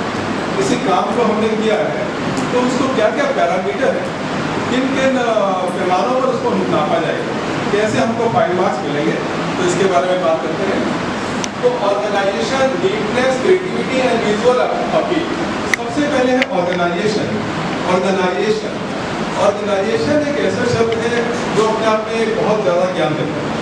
कई बार कहते हैं उस फैक्ट्री की ऑर्गेनाइजेशन बहुत अच्छी है। कई बार अक्सर आप लोग कहते हैं कि आपके विद्यालय का प्रशासन बहुत अच्छा है, आपके विद्यालय का ऑर्गेनाइजेशन बहुत अच्छा है, तो हमें खुशी होती है ऐसी बातें सुनकर। तो ऑर्गेनाइजेशन जो बच्चों की बात करते हैं हम, उसमें आता है नीटनेस, कितनी सफाई से बच्चे ने अपना काम किया। अक्सर हमने देखा है बच्चे जब छोटे होते हैं तो डाइनिंग टेबल पर बैठकर अपना काम कर लेते हैं। करते हैं बच्चे, नहीं करते हैं कभी बार। यस, जब डाइनिंग टेबल पर काम करते हैं तो जो हमारा खाना होता है वो थोड़ा सा नोटबुक पर भी लग जाता है। तो वहाँ जितना भी अच्छा काम किया है तो हमारी नोटबुक पर अच्छी प्रेजेंटेशन नहीं देती है। तो हमारा जो काम हो वो नीटनेस हो, उसमें सुंदरता दिखाई दे, ठीक है। हर व्यक्ति को सुंदर देखने की इच्छा होती है, इसलिए हम अपने आसपास सफाई रखते हैं और रखना चाहते भी हैं। क्रिएटिविटी, एक ही फाइल बच्चों को एक ही टॉपिक दिया जाता है कई बार, और उसी टॉपिक को अलग अलग बच्चे, अगर क्लास में 45 बच्चे हैं तो अक्सर देखा गया है 45 बच्चों का काम अलग अलग तरीके का होता है, एक ही काम। तो इसमें बच्चों की क्या क्रिएटिविटी दिखाई देती है। एक ही काम को अलग अलग बच्चे अलग अलग तरीके से करके लाते हैं, तो उसी काम के किसी को 5 में से 5 नंबर मिलते हैं, किसी को 5 में भी मिल जाते हैं। काम एक ही दिया, लेकिन प्रेजेंटेशन किस तरह से उसने अपना काम को दिखाया, ये बहुत महत्वपूर्ण है। तो मेरे प्यारे बच्चों, तो इस तरह से अपने काम को भी सुंदर बनाएं, अपने जीवन को भी सुंदर बनाएं, और ज़्यादा से ज़्यादा ज्ञान लें और साथ साथ मार्क्स लें। और सेकेंड है completion of guided work, focus on specific circular activity objective. जो हमारा उद्देश्य है, जो टीचर ने टॉपिक दिया है, हमें उससे हटना नहीं है, उसी टॉपिक से संबंधित हमें काम करके लाना है। कई बार बच्चे कहते हैं फाइल तो सर हमने बना दिया लेकिन ये टॉपिक हमको नहीं मिला, तो हमारा उद्देश्य तो पूरा नहीं हुआ। हमें जाना था दिल्ली की तरफ और पहुंच गए हम चंडीगढ़। यात्रा तो हमने करी लेकिन वो यात्रा का कोई यूज़ नहीं हुआ। तो हमें फोकस रहना है, जो हमें टॉपिक दिया है उसकी तरफ हमें ध्यान देना है। ऐसे ही जब क्लास में टीचर पढ़ा रहे हैं तो बच्चे को चाहिए टीचर से नजरें मिलाकर रखें और बोर्ड पर ध्यान रखें, वो फोकस रहे, तभी लर्निंग ज़्यादा हो, तभी उसको ज्ञान पूरा मिले। नहीं तो क्या होता है, हमारी उपस्थिति रहती है कि स्कूल में हम शारीरिक रूप से, फिजिकल रूप से उपस्थित है, तो हमें शारीरिक रूप से उपस्थित नहीं होना है, हमको मानसिक रूप से भी उपस्थित रहना है। हमारा उद्देश्य क्या है उसको हमें भूलना नहीं है। तीसरा है एविडेंसेस ऑफ स्टूडेंट्स ग्रोथ। इससे हमें मालूम चलता है, देखिए टीचर जो होते हैं 7th 8 अक्सर टीचर वही 9th में मिलते हैं, बच्चों को 10th में मिलते हैं। नहीं तो क्या होता है, एक टीचर दूसरे को 9th में बताता है कि बच्चा 8th में ऐसा था, 9th वाले कहते हैं अरे 8th में ऐसा था लेकिन 9th में तो बहुत अच्छा इंप्रूवमेंट आ गया, इसमें 10th में तो और अच्छा इंप्रूवमेंट हो गया। तो ये कैसे मालूम चलता है? जो आप प्यारे बच्चों जो आप काम करते हैं, आपकी जो प्रोग्रेस है उस कार्य से मिलती है। तो इसलिए टीचर जब कई बार जैसे जैसे बड़े होते हैं तो जो जूनियर क्लास के टीचर कहते हैं ये बच्चा उस समय तो अच्छा नहीं था, लेकिन फिर जो टीचर्स कहते हैं सीनियर क्लास नहीं अब देखिए इसमें कितना विकास आ गया, इसमें तो काम बहुत अच्छा करने लगा है, इसकी फाइल काम देखिए, इसकी राइटिंग देखिए, इसकी लर्निंग देखिए। तो ये जो ग्रोथ से इसका ग्रोथ भी बड़ा है, बच्चे की ग्रोथ हमें मालूम चलती है पोर्टफोलियो के थ्रू। स्लोली एंड स्लोली उसका लर्निंग कितनी हो रही है ये हमें ज्ञान प्राप्त होता रहता है। और इसके लिए फिर से पीटीएम का होना जरूरी है। और सभी अभिभावकों से मेरा एक बार फिर अनुरोध है कि समय समय पर जब भी विद्यालय बुलाते हैं तो आप आइए और बच्चे के डेवलपमेंट के बारे में जानकारी लीजिए। अगर जहाँ सुधार की आवश्यकता है टीचर से मिले और उन पॉइंट्स पर हम मिलकर काम करें। लास्ट में है inclusion of all relevant work, completeness. हमने जो काम चाहिए थे, टीचर ने अगर बोला कि अभी बच्चों का होमवर्क मिला है, हम चेक कर रहे थे कि 25 पावर पॉइंट स्लाइड्स बना के लाना, बायोलॉजी में टॉपिक दिया तो 25 स्लाइड्स होना चाहिए। अगर हमने 15 स्लाइड्स बना के काम खत्म कर दिया तो काम पूरा किया नहीं, काम तो किया लेकिन पूरा नहीं। तो ये भी हमें देखना कि हमारा काम पूरा हो, समय पर हो और अच्छे तरीके से, ठीक है ना। इन बातों में ध्यान देते हैं।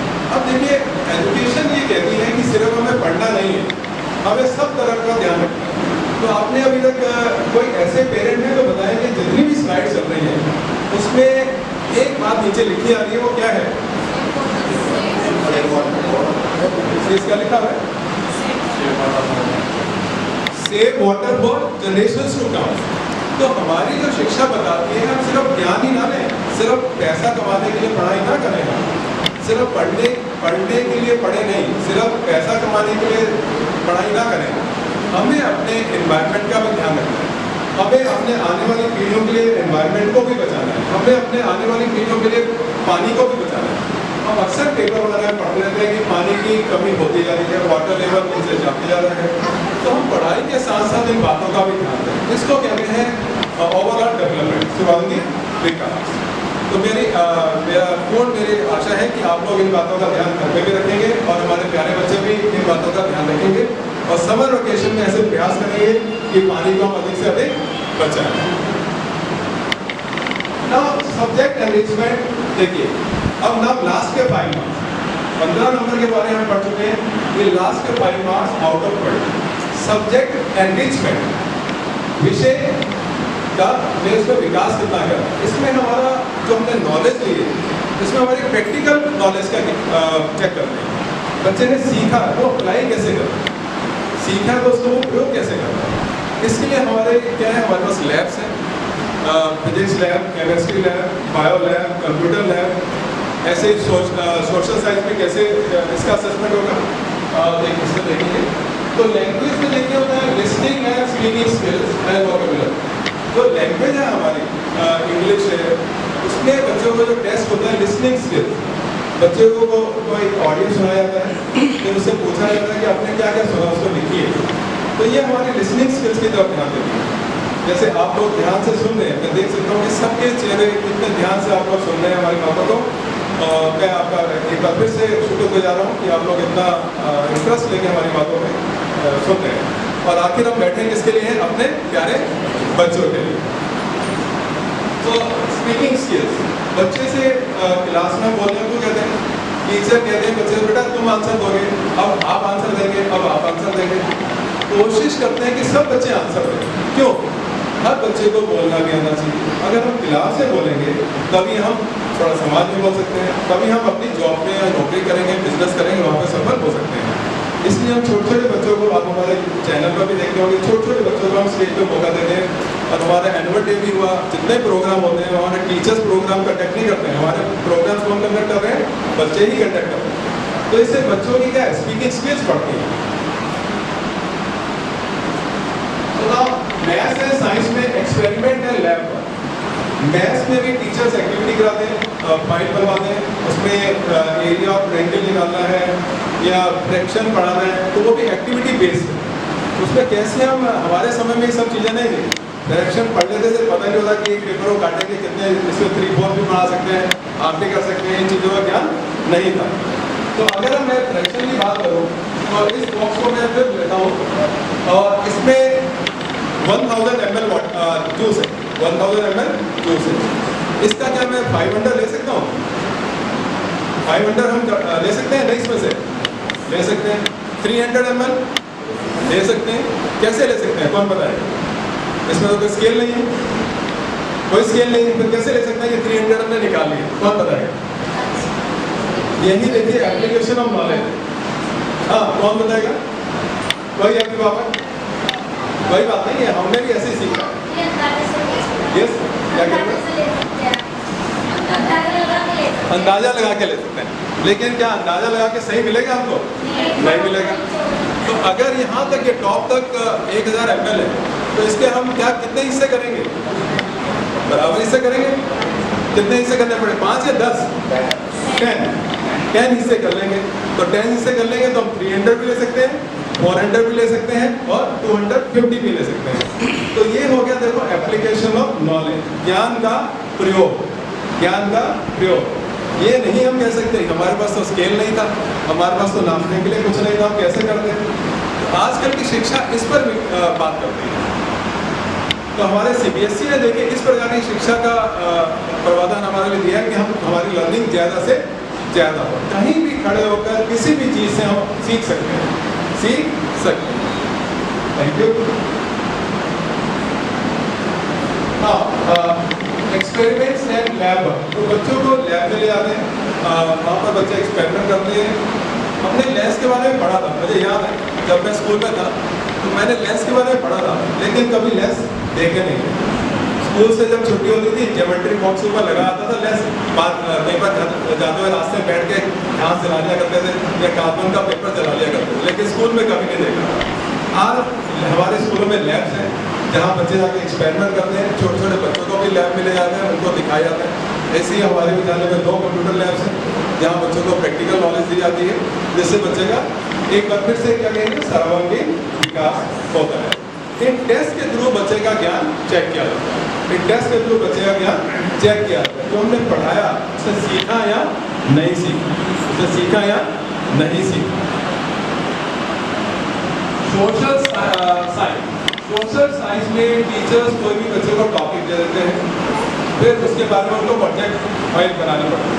हमारा जो उत्तराखंड है CBSE के अनुसार इसको इस बार जोड़ा गया है केरला के साथ। तो केरला के बारे में सोशल साइंस के जो टीचर है उन्होंने होमवर्क किया है इस बार मेरे को थोड़ा गलत भी था, तो कर्नाटका के साथ जोड़ा गया है। तो कर्नाटका के बारे में जानने के लिए देखिए ये भी एक CBSE का ऐसा पॉइंट है कि जिससे हमारे बच्चों की लर्निंग ज़्यादा हो, ना हम सिर्फ उत्तराखंड के बारे में सीखें, हम दूसरे राज्यों के बारे में भी सीखें, क्योंकि सभी हम भारत के अंग हैं। तो उसके बाद फाइल देते हैं टीचर, जहाँ से उसके बारे में जानकारी होती है, प्रोजेक्ट फाइल बनाते हैं और उसको असेस करके टीचर मार्क्स देते हैं। आर्ट एजुकेशन का कोई टेस्ट नहीं है, ये ग्रेड वाला सब्जेक्ट है। इसमें ग्रेडिंग होती है कि बच्चे का काम A है, B है, C है, D है। आर्ट के बिना हम हमारी ज़िंदगी नहीं है, क्योंकि हर चीज़ में हम आर्ट देखते हैं। सुबह उठते हैं तो सबसे पहले अपना पीछे में चेहरा देखते हैं, वो भी एक आर्ट है कि चेहरा अच्छा लग रहा है, अच्छा लगना भी एक देखना जरूरी है। फिर जो भी हम कार्य करते हैं उसमें हम देखते हैं कि हमारी सफाई कितनी है, ये सुंदर काम लग रहा नहीं लग रहा। घर में मम्मी रोटी भी बनाती है तो देखती है कि कैसी होनी चाहिए, गोल होनी चाहिए। और परोठा होगा तो कैसा होगा, पराठा होगा तो कैसा होगा, ट्रायंगल। मेरे घर में चौकोर बनता है, ट्रायंगल। चलिए, तो उसमें भी हम आर्ट देखते हैं कितना ट्रायंगल बना है नहीं बना। आपने कहा मैंने तो बेटा ट्रायंगल परोठा बनाया, बच्चे ने कहा मम्मी ट्रायंगल तो लग ही नहीं रहा है, तो परोठा ही लग रहा है सिर्फ। तो ये भी एक आर्ट है ना। तो आर्ट का भी हमारे जीवन में बहुत ज़्यादा महत्वपूर्ण स्थान है। तो आर्ट जो है हमारा देखिए ड्राइंग हो, पेंटिंग हो, कोलाज हो, कोलाज हो, क्राफ्ट हो, स्कल्पचर हो। आप हरिद्वार में अब जाएं तो इस पर जो कुंभ लगा था, तो जितने भी हमारे जो पुल हैं, जितने भी ब्रिज हैं, आपने देखा होगा सबके ऊपर बहुत सुंदर सुंदर ये ऐसा आर्ट है। और देखने में अच्छे लगते हैं नहीं लगते हैं? यस। और मेरे भी जब रिलेटिव हरिद्वार आए तो कहने लगे कि हमने टीवी में देखा था, हमें भी घुमाने ले चलिए। तो आर्ट एक आंखों को और मन को अच्छी लगती है, प्रभावित करती है और मन करता है कि काश ऐसा अच्छा काम हम भी कर सकें। हेल्थ एंड फिजिकल एजुकेशन, कितने भी हम इंटेलिजेंट हो, कितना भी हमारे पास ज्ञान हो, लेकिन अगर हमारी हेल्थ अच्छी नहीं है, हमारी सेहत अच्छी नहीं है, हमारा बिल्ड अच्छा नहीं है ना, हम अच्छा दौड़ भाग नहीं पा रहे हैं, तो हमारा ज्ञान जो है वो पूरा काम नहीं कर पाता है। तो CBSE ने ये भी प्रावधान किया है, इसके लिए स्कूलों में फिजिकल एजुकेशन के टीचर रखे जाते हैं, जिनके जो बच्चों को हमारे खेल कूद की एक्टिविटी कराते हैं। कि बच्चे की हेल्थ हमारी अच्छी रहे, फिजिकली वो फिट रहे। और जब बच्चा फिजिकली फिट होगा तो अपना काम भी जो है अच्छी तरह से कर पाएगा। इसलिए बच्चों को बताया था कि प्रॉपर डाइट लें। अक्सर देखा जाता है कि कुछ बच्चे सुबह असेंबली में आते हैं तो असेंबली में मुश्किल से 10 मिनट नहीं खड़े हो पाते हैं। ऐसा है या नहीं है? क्या कारण है इसका? कौन बताएगा क्या कारण है? बच्चे खाना खाकर नहीं आते। तो बेटा अच्छी सेहत चाहिए, पूरे दिन आपको पढ़ना है तो सुबह नाश्ता करके आए, तभी हम हेल्दी रहेंगे। और ये जो जंक फूड है उसको खाना बंद करें, हेल्दी फूड खाएं जिससे हमारी सेहत अच्छी रहे, हमारा अच्छा मानसिक विकास रहे, अच्छा हमारा शारीरिक विकास हो, तभी हम एक अच्छे देश के अच्छे नागरिक बन सकते हैं और अपना भी पूरा विकास कर सकते हैं। नाउ पैरामीटर ऑफ असेसमेंट, इनको क्या क्या पैरामीटर किन पैमानों पर नापा जाता है? तो पहला हमारा है health and physical education including work experience, overall fitness बच्चे की कैसी है। इसके लिए बच्चों का हम लोग हाइट भी ले देते हैं, उनका वेट भी करते हैं समय समय पर, उसका रिपोर्ट कार्ड में दर्ज कराते हैं। बच्चों को बोला भी जाता है कि आपको वेट इंक्रीज करना है या इंक्रीज ज़्यादा है तो कम करना है, हाइट आपकी उम्र में कम है इसलिए डॉक्टर से मिलिए। एंड पार्टिसिपेशन, इसकी प्रोसेस क्या है? उनको गेम्स में पार्टिसिपेट कराना है, team spirit, commitment and honest effort. Honesty जो है हर काम में जरूरी है। बच्चे ईमानदारी से भाग लें, कोई भी प्रतियोगिता है किसी भी कार्य में अगर भाग लेते हैं तो बच्चे ईमानदारी से उसमें पार्टिसिपेट करें। सेकेंड हमारा art education, expression, creativity and aesthetic appeal. कैसे एक्सप्रेस कर रहे हैं, हम जब छोटे थे तो कई बार टीचर देते थे सबको एक ही चीज मिलती थी बनाने को। क्या बनाने को बोलते हैं समझे टीचर? आम या सेब, मैंगो या एप्पल, ये सबसे कॉमन है। फिर मैंगो बनाकर नीचे लिख देते हैं क्या? मैंगो ऊपर बनाएंगे नीचे लिख देंगे मैंगो। मेरा ये मानना है अगर वो मैंगो बना है तो मैंगो लिखने की जरूरत है या नहीं है? नहीं है। लेकिन अभी तक पता चली आ रही है कि ऊपर बच्चा मैंगो बनाएगा नीचे लिखेंगे मैंगो, ऊपर एप्पल बनाएगा नीचे लिखेंगे एप्पल। इसका मतलब लगता है नहीं कि एप्पल है, बता रहे हैं कि एप्पल है, ये बता रहे हैं कि मैंगो है। तो हमारा ही आर्ट ऐसी हो यहाँ पे लिखने की आवश्यकता ना पड़े कि ये मैंगो है, ये एप्पल है, या हॉर्स है, या क्या है। तो हमारी आर्ट इतनी सुंदर हो, ओके, एस्थेटिक अपील दे दी, एक्सप्रेशन हमारे ऐसे हो कि वो सुंदरता उसको पूरा दर्शाएं जो हम दर्शाना चाहते हैं। तो इसके देखिए पार्टिसिपेशन अभी मैडम को कहते हैं ये फर्स्ट, ये सेकंड, थर्ड। तो फर्स्ट सेकंड थर्ड ऐसा नहीं होता कि दूसरे बच्चों को मोटिवेट करने के लिए, दूसरे बच्चों को ये बताने के लिए है कि देखो आप में ये कमी नहीं, आपको इस लेवल पर आना है। तो उससे बच्चों को और सीखना है। हम माँ बाप का फर्ज बनता है कि कभी बच्चों को ये नहीं कहें कि नहीं तो कुछ नहीं कर सकता, उन्होंने कुछ नहीं करा। पार्टिसिपेशन किया है तो उसने बहुत बड़ा काम किया है। और जब पार्टिसिपेशन करते हैं तो कुछ हम सीखते हैं। आप जितने भी अभिभावक आज आए हैं तो मेरा ये मानना है कि आप यहाँ से कुछ सीख के जाएंगे, आप कुछ सीख के जाएंगे और उसका फायदा हम टीचर्स को भी होगा और उसका फायदा हमारे प्यारे बच्चों को भी होगा, और बच्चों को होगा तो आगे जाके हमारे समाज को भी उसका फायदा होगा। ना detail of 5 point grading for art education. तो देखिए इस तरह से हमारी ग्रेडिंग होती है A, B, C, D, E। ये मिलता है exemplary, proficient, developing, emerging and beginner. बच्चा भी सीखना शुरू कर रहा है, उसका बहुत अच्छा आर्ट नहीं है तो उसको E ग्रेड मिलेगा, फेल नहीं लिखा जाएगा। E मीन्स हमें इम्प्रूव करना। देन धीरे धीरे इमर्जिंग, कि हाँ अब सीखना शुरू कर रहा है, थोड़ा सा उसने इम्प्रूवमेंट कर लिया। तो देखिए इमर्जिंग, इमर्ज हो गया है, ठीक है। तो D, देन डेवलपिंग, इसमें और सुधार आ गया। और C पर पहुंच जाता है, प्रोफिशिएंट, जल्दी से काम करने लगा, उसमें एक्टिवनेस आ गई, जल्दी से काम करने लगा। तो पहुंच जाता है ग्रेड B पर और बहुत अच्छा काम करने लगा, सबसे अलग दिखने लगता है उसका काम, तो कहते हैं ये A ग्रेड। तो हमारी कोशिश रहनी चाहिए बच्चों की हमारे काम हो वो A ग्रेड पर पहुंचे। और ऐसा मुश्किल नहीं है कि हम A ग्रेड काम नहीं कर सकते, A ग्रेड काम नहीं कर सकते। हमारे साथ हमारे पेरेंट्स हैं, बच्चों के साथ पेरेंट्स हैं और हम टीचर्स हैं, सभी मिलकर अपने में पॉजिटिव इम्प्रूवमेंट ला सकते हैं, अपने में अच्छा सुधार ला सकते हैं। हमें ये नहीं सीखना है कि मैं नहीं कर सकता, मैं ये नहीं कर सकता। हमें ये हमेशा मान के रखना है कि आई कैन, मैं कर सकता हूँ। और मैं कर लूँगा। मेरे साथ मेरे टीचर्स हैं, मेरे साथ मेरे पेरेंट्स हैं और मेरे साथ मेरा गॉड। तो ये मानकर हमें काम करना है और आगे बढ़ते रहना है। Now value education, value education बहुत इंपॉर्टेंट है। वैल्यू एजुकेशन, ये हमारा जो मूल्य हमारे क्या है, हमने क्या क्या सीखा है, हमने अपने घर में क्या सीखा, हमने अपने दादा दादी से क्या सीखा, नाना नानी से क्या सीखा, बड़ों से क्या सीखा, हमारा आचार विचार कैसा हो, हमारा व्यवहार कैसा हो। हमें ये कहने की जरूरत ना पड़े कि यार मैं एक बहुत पढ़ा लिखा इंसान हूँ। आपकी जो चाल ढाल है, आपके कार्य बोलने चाहिए कि आप पढ़े लिखे हैं। मेरा ये मानना है कि ऐसा व्यक्तित्व हमारा होना चाहिए। हमें किसी को दिखाना ना पड़े, कोई कहे कि आप लगता नहीं पढ़े लिखे, और हमें कार्ड ना निकालना पड़े कि नहीं मेरे पास ये डिग्री है। तो ये कैसे आएंगे? ये हमारी सब आती है वैल्यूज से। जब हमारे अच्छे संस्कार होंगे तो हमारे CBSE ने इसका भी प्रबंधन किया कि हम समय समय में जो आप लोग आते हैं, आपको बताते हैं कि बच्चे में ये पॉजिटिव इंप्रूवमेंट चाहिए, इसमें इस चीज़ का सुधार आएगा तो बच्चा और अच्छा हो जाएगा। पहले से ही अच्छा है, लेकिन थोड़ा सा सुधार ये भी करेगा तो बच्चा हमारा और अच्छा हो जाएगा। तो ये हमारी आता है वैल्यू एजुकेशन में।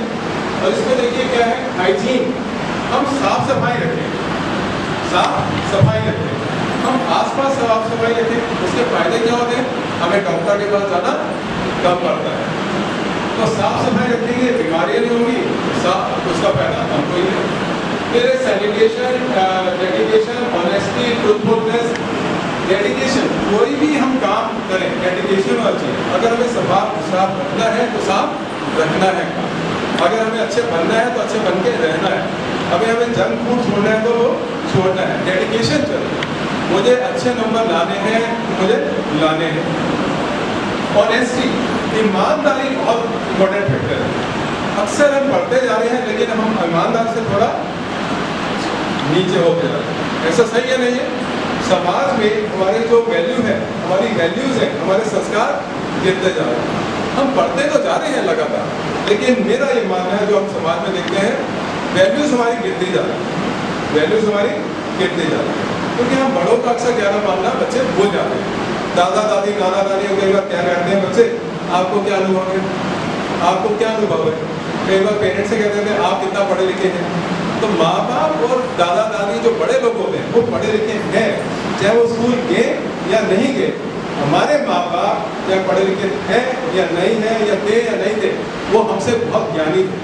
तो उनका मार्गदर्शन हमें हमेशा मिलते रहना चाहिए प्यारे बच्चों, और उनका मार्गदर्शन मिलेगा तो हम आगे अच्छे बढ़ते रहेंगे।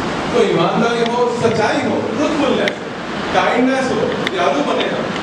सड़क पे कोई दुर्घटना हो गई है तो हम ये ना देखें कि नहीं यार हमें क्या लेना, चलते हैं। दयालु बने। दयालु हमें सिर्फ मनुष्यों के प्रति नहीं बनना, हमें दयालु पेड़ पौधों पक्षियों सबके प्रति हमें दयालु बनना है। काइंडनेस बहुत जरूरी है। हम पेड़ों को जब काटते हैं तब भी हम कोई ना कोई गलत काम करते हैं, तो उनके प्रति भी दयालुता दिखाएं, दयालु बने, पेड़ पौधे लगाएं, वातावरण को अच्छा बनाएं। एम्पैथी, एक दूसरों से सहानुभूति भी रखें। क्लास में किसी बच्चे को चोट लगे तो दूसरे बच्चे उसका मजाक ना उड़ाएं, हम बच्चों को सिखाएंगे। तो ये भी हमारे सहानुभूति, उनसे सहानुभूति रखें, कभी पूछ लें। और सहानुभूति अगर हम किसी को पूछ भी लेते हैं कि भैया कैसे है, तबीयत ठीक नहीं, तो एक बहुत बड़ा काम करते हैं। ये भी CBSE की शिक्षा में इसका प्रावधान किया गया है। The value that our student must actually practice. तो ये भी देखिए, इसमें भी ग्रेडिंग है 5.8 to 3। Now एग्जाम पैटर्न, ये देखिए बहुत इंपॉर्टेंट पॉइंट है प्यारे बच्चों। इस बार जब आपका एग्जाम होगा हाफ ईयरली का और एनुअल एग्जाम हो गए, उसमें इसी पैटर्न को हम यूज करेंगे। ये अभी आपको अभी से पता है, क्योंकि यही एग्जाम का पैटर्न हमारा 10th में होगा। तो ये मोस्ट इंपॉर्टेंट पार्ट है जिसको आप ध्यान से सुनिए, और जो बच्चे नोटबुक लेके आए हैं उसको नोट करें। तो देखिए मैथ्स का जो हमारा पेपर होगा उसमें कितने पार्ट्स है, A B C D E, कितने पार्ट्स हुए, 3 या 4, कितने पार्ट्स है, जरा जोर से बोलेंगे, मेरे से तेज आवाज आपकी होनी चाहिए। 5 पार्ट्स। तो 5 सेक्शन क्वेश्चन पेपर के होंगे, क्वेश्चन पेपर के 5 सेक्शंस होंगे। नंबर ऑफ क्वेश्चंस कितने होंगे, फर्स्ट में 20, फिर 5, फिर 6, 3, 4। और देखिए मार्क्स जो है पहले 20 ए सेक्शन के, तो मींस 20 क्वेश्चन है तो एक क्वेश्चन कितने नंबर का होगा, 1 नंबर का। ये कौन से होंगे, मल्टीपल चॉइस क्वेश्चन, MCQ। हमारे समय में जब बेटा जब हम पढ़ते थे, आपके मम्मी पापा पढ़ते थे, उस समय एग्जाम का पैटर्न हमको पता ही नहीं होता था। ये होता था कि 10 क्वेश्चन आएंगे।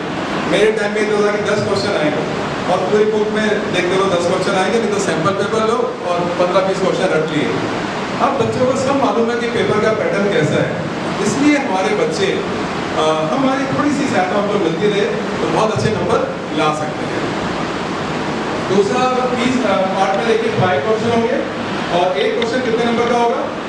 2 मार्क्स। फिर सी सेक्शन में 6 क्वेश्चन, ईच क्वेश्चन 3 मार्क्स का, देन 18 टोटल हो जाएंगे, then 3 question and then 12 4 marks का एक क्वेश्चन होगा। इसी तरह से देखिए 4 × 5 20, तो 4 क्वेश्चन हो गए, 5 मार्क्स का एक क्वेश्चन होगा। और किस तरह के क्वेश्चन होंगे इस बारे में बात करेंगे हम जब दूसरा सेशन लेंगे। Competency based question, very short answer and then case study question, assertion and reasoning वाले क्वेश्चन। तो बच्चे को देखिए पूरी तरह से नापा जाता है, बच्चे को किस किस तरह के क्वेश्चन का उसको जवाब मालूम है, किस विषय में उसको ज़्यादा मेहनत करनी है। तो बच्चे का सर्वांगीण विकास जो है एजुकेशन के थ्रू हो रहा है। ये हमारे CBSE का जो एजुकेशन का सिस्टम है। तो इसी तरह से साइंस में भी है, देखिए 5 सेक्शन है, टोटल 80 मार्क्स का पेपर होगा और 20 मार्क्स हमारे इंटरनल असेसमेंट।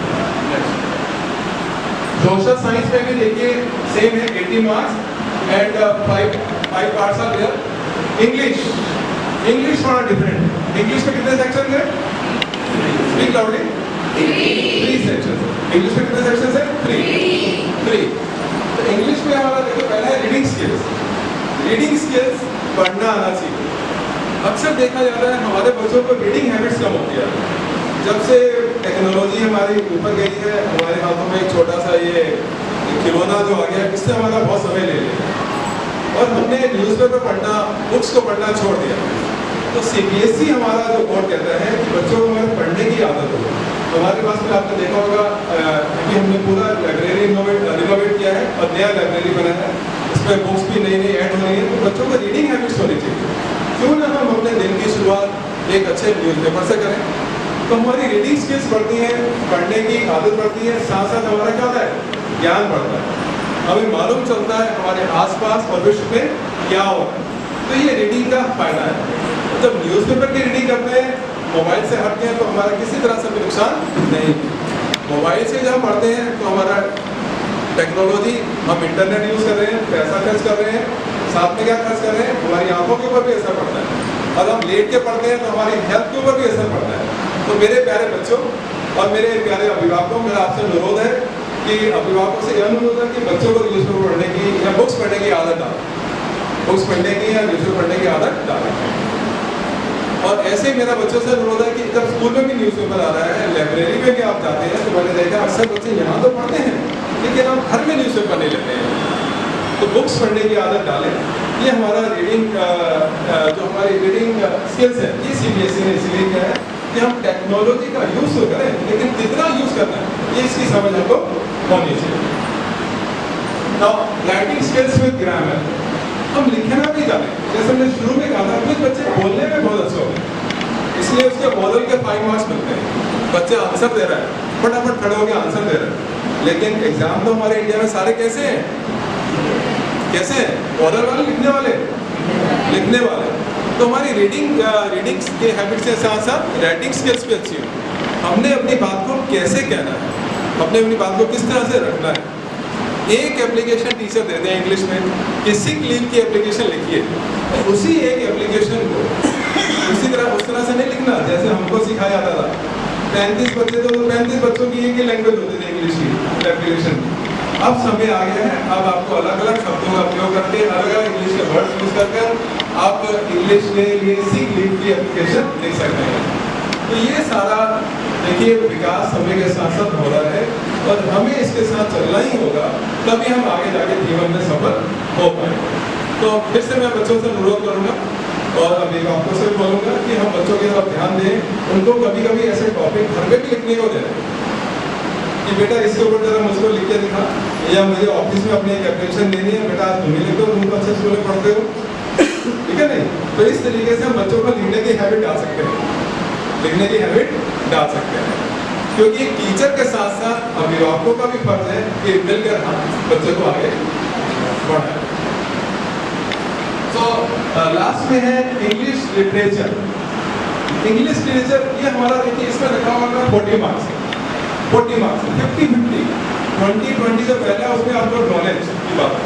40 मार्क्स आपकी जो बुक्स हैं उसमें से क्वेश्चन ज़्यादा हमारा जो जिसमें हमें ध्यान देना है वो हमारा किसका है, रीडिंग स्किल्स है, English writing skills with grammar. हमारी ग्रामर भी सही है, इसलिए बच्चों को एक हैबिट भी मिल चाहिए कि हम प्रैक्टिस बोलने की भी करें। अंतरराष्ट्रीय स्तर पर अगर हमारे बच्चों को जॉब चाहिए, मल्टीनेशनल कंपनीज में जॉब चाहिए, तो हमारे बच्चों को अच्छी इंग्लिश आनी जरूरी है। वो कब आएगी? सिर्फ स्कूल में पढ़ाने से नहीं आएगी, जब बच्चे खुद भी प्रयास करेंगे, खुद भी अच्छे इंग्लिश बुक्स पढ़ेंगे, न्यूज़पेपर पढ़ेंगे, खुद भी अच्छा लिखने की कोशिश करेंगे, तभी हम हमारे बच्चे आगे बढ़ पाएंगे। तो वक्त है मुझे थैंक्स कहने का और साथ में गुड लक कहने का कि मेरी जितनी भी बातें आप लोगों ने ध्यान से सुनी, तो मैं आपका बहुत बहुत शुक्रगुजार हूँ। और मैं आपके चेहरों पर मुस्कुराहट भी देख रहा था कि आप हमें पूरा सम्मान दे रहे थे हमारी बातों को सुनकर, तो बहुत बहुत शुक्रिया। और मैं आशा करता हूँ आज का सेशन आपको अच्छा लगा होगा और इसका फ़ायदा हमारे बच्चों को, मैं ये नहीं बोलूँगा कि आपके बच्चों को, आपके बच्चे बाद में हैं, पहले जब वो हमारे हो जाते हैं तब विद्यालय में आ जाते हैं, जब विद्यालय में आ जाते हैं तो बच्चे पहले हमारे हैं, आपसे ज़्यादा जिम्मेदारी हमारी बन जाती है। इसलिए मैं आपको कह रहा हूँ कि हम इन बातों पर ध्यान देंगे तो हमारे बच्चों का विकास होगा और उसकी खुशी आपसे ज़्यादा बढ़कर एक टीचर को होती है, क्योंकि एक टीचर का कोई ऐसा रिलेशन नहीं होता कि जो खुदा ने बना के भेजा है। हमारे पास बच्चा आता है तो एक ऐसा रिश्ता बन जाता है जिसके लिए हम काम करते रहते हैं। तो बहुत बहुत धन्यवाद। और मेरा बच्चों से भी मेरा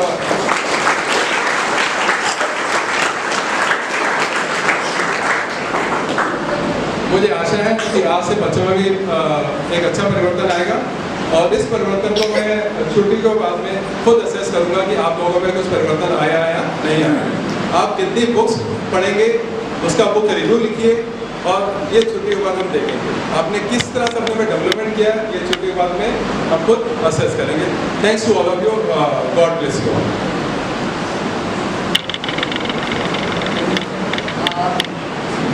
समय का अभाव है, कोई भी एक पेरेंट अपनी प्रक्रिया इस कार्यशाला पे दे सकते हैं। कोई एक पेरेंट 2 मिनट के लिए कुछ बोल सकते हैं, आपको आज आके यहाँ पर कैसा लगा। कोई भी एक पेरेंट, समय होता तो हम सबसे पूछ सकते थे, कोई इनिशिएटिव ले सकते हैं इस प्रेजेंटेशन के ऊपर कुछ अपनी प्रक्रिया में 2 मिनट, ज़्यादा नहीं। देखो बच्चों में तो हमने स्पीकिंग स्किल्स और लिसनिंग स्किल्स डेवलप कर ली हैं। अब जब हमारे पेरेंट्स में वो स्पीकिंग स्किल्स होंगी तभी तो बच्चों में भी आएंगी, क्योंकि स्कूल में बच्चों के रोल मॉडल टीचर्स हैं और घर में बच्चों के रोल मॉडल्स कौन है? आप आएंगी ma'am please. Thank you ma'am. Good morning to all of you. Thank you so much sir, जो कि आज आपने हमें समझाया सीबीएसई के बारे में। बहुत सारी चीज़ें जो हमें पहले से पता थी, पर एक डीप नॉलेज जो कि जो आज हमें आपसे मिली। और मैं आपको एक तहे दिल से थैंक यू कहना चाहूँगी कि आप हमारे बच्चों का इतने अच्छे से ध्यान रखते हैं, जिसकी वजह से हम अपने बच्चों को स्कूल भेजते वक्त इस चीज़ का फियर बिल्कुल खत्म हो जाता है कि हमारे बच्चे हमसे दूर हैं। वो हमें ऐसा लगता है कि हमारे बच्चे किसी अपनी जगह हैं। Thank you so much sir कि आप हमारे बच्चों का और उनके करियर का इतना ध्यान रखते हैं। Thank you sir.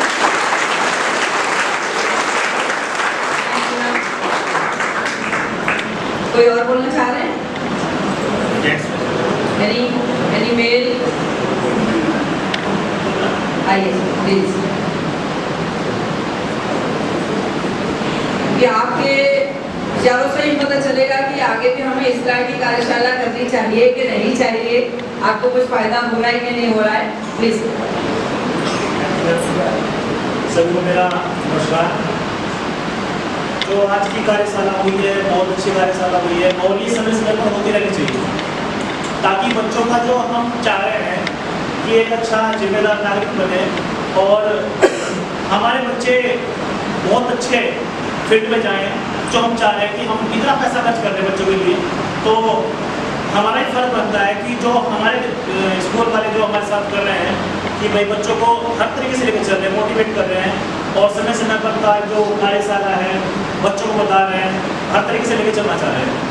तो हमारा भी जो गार्जियन है उनका दायित्व बनता है कि हम अपने बच्चों को एक बहुत अच्छे लेवल से अगर लेकर चले, उसको समय समय पर मोटिवेट करते रहें, बच्चों को बताते रहें कि हमें भाई हमारा कैसे विकास होगा, हम कैसे बच्चों को आगे बढ़ा सकते हैं, वो हमें समय समय पर करते रहना चाहिए। और मैं आपका बहुत धन्यवाद करना चाहूँगा कि आपने बच्चों को समय समय पर मोटिवेट करते रहते हैं।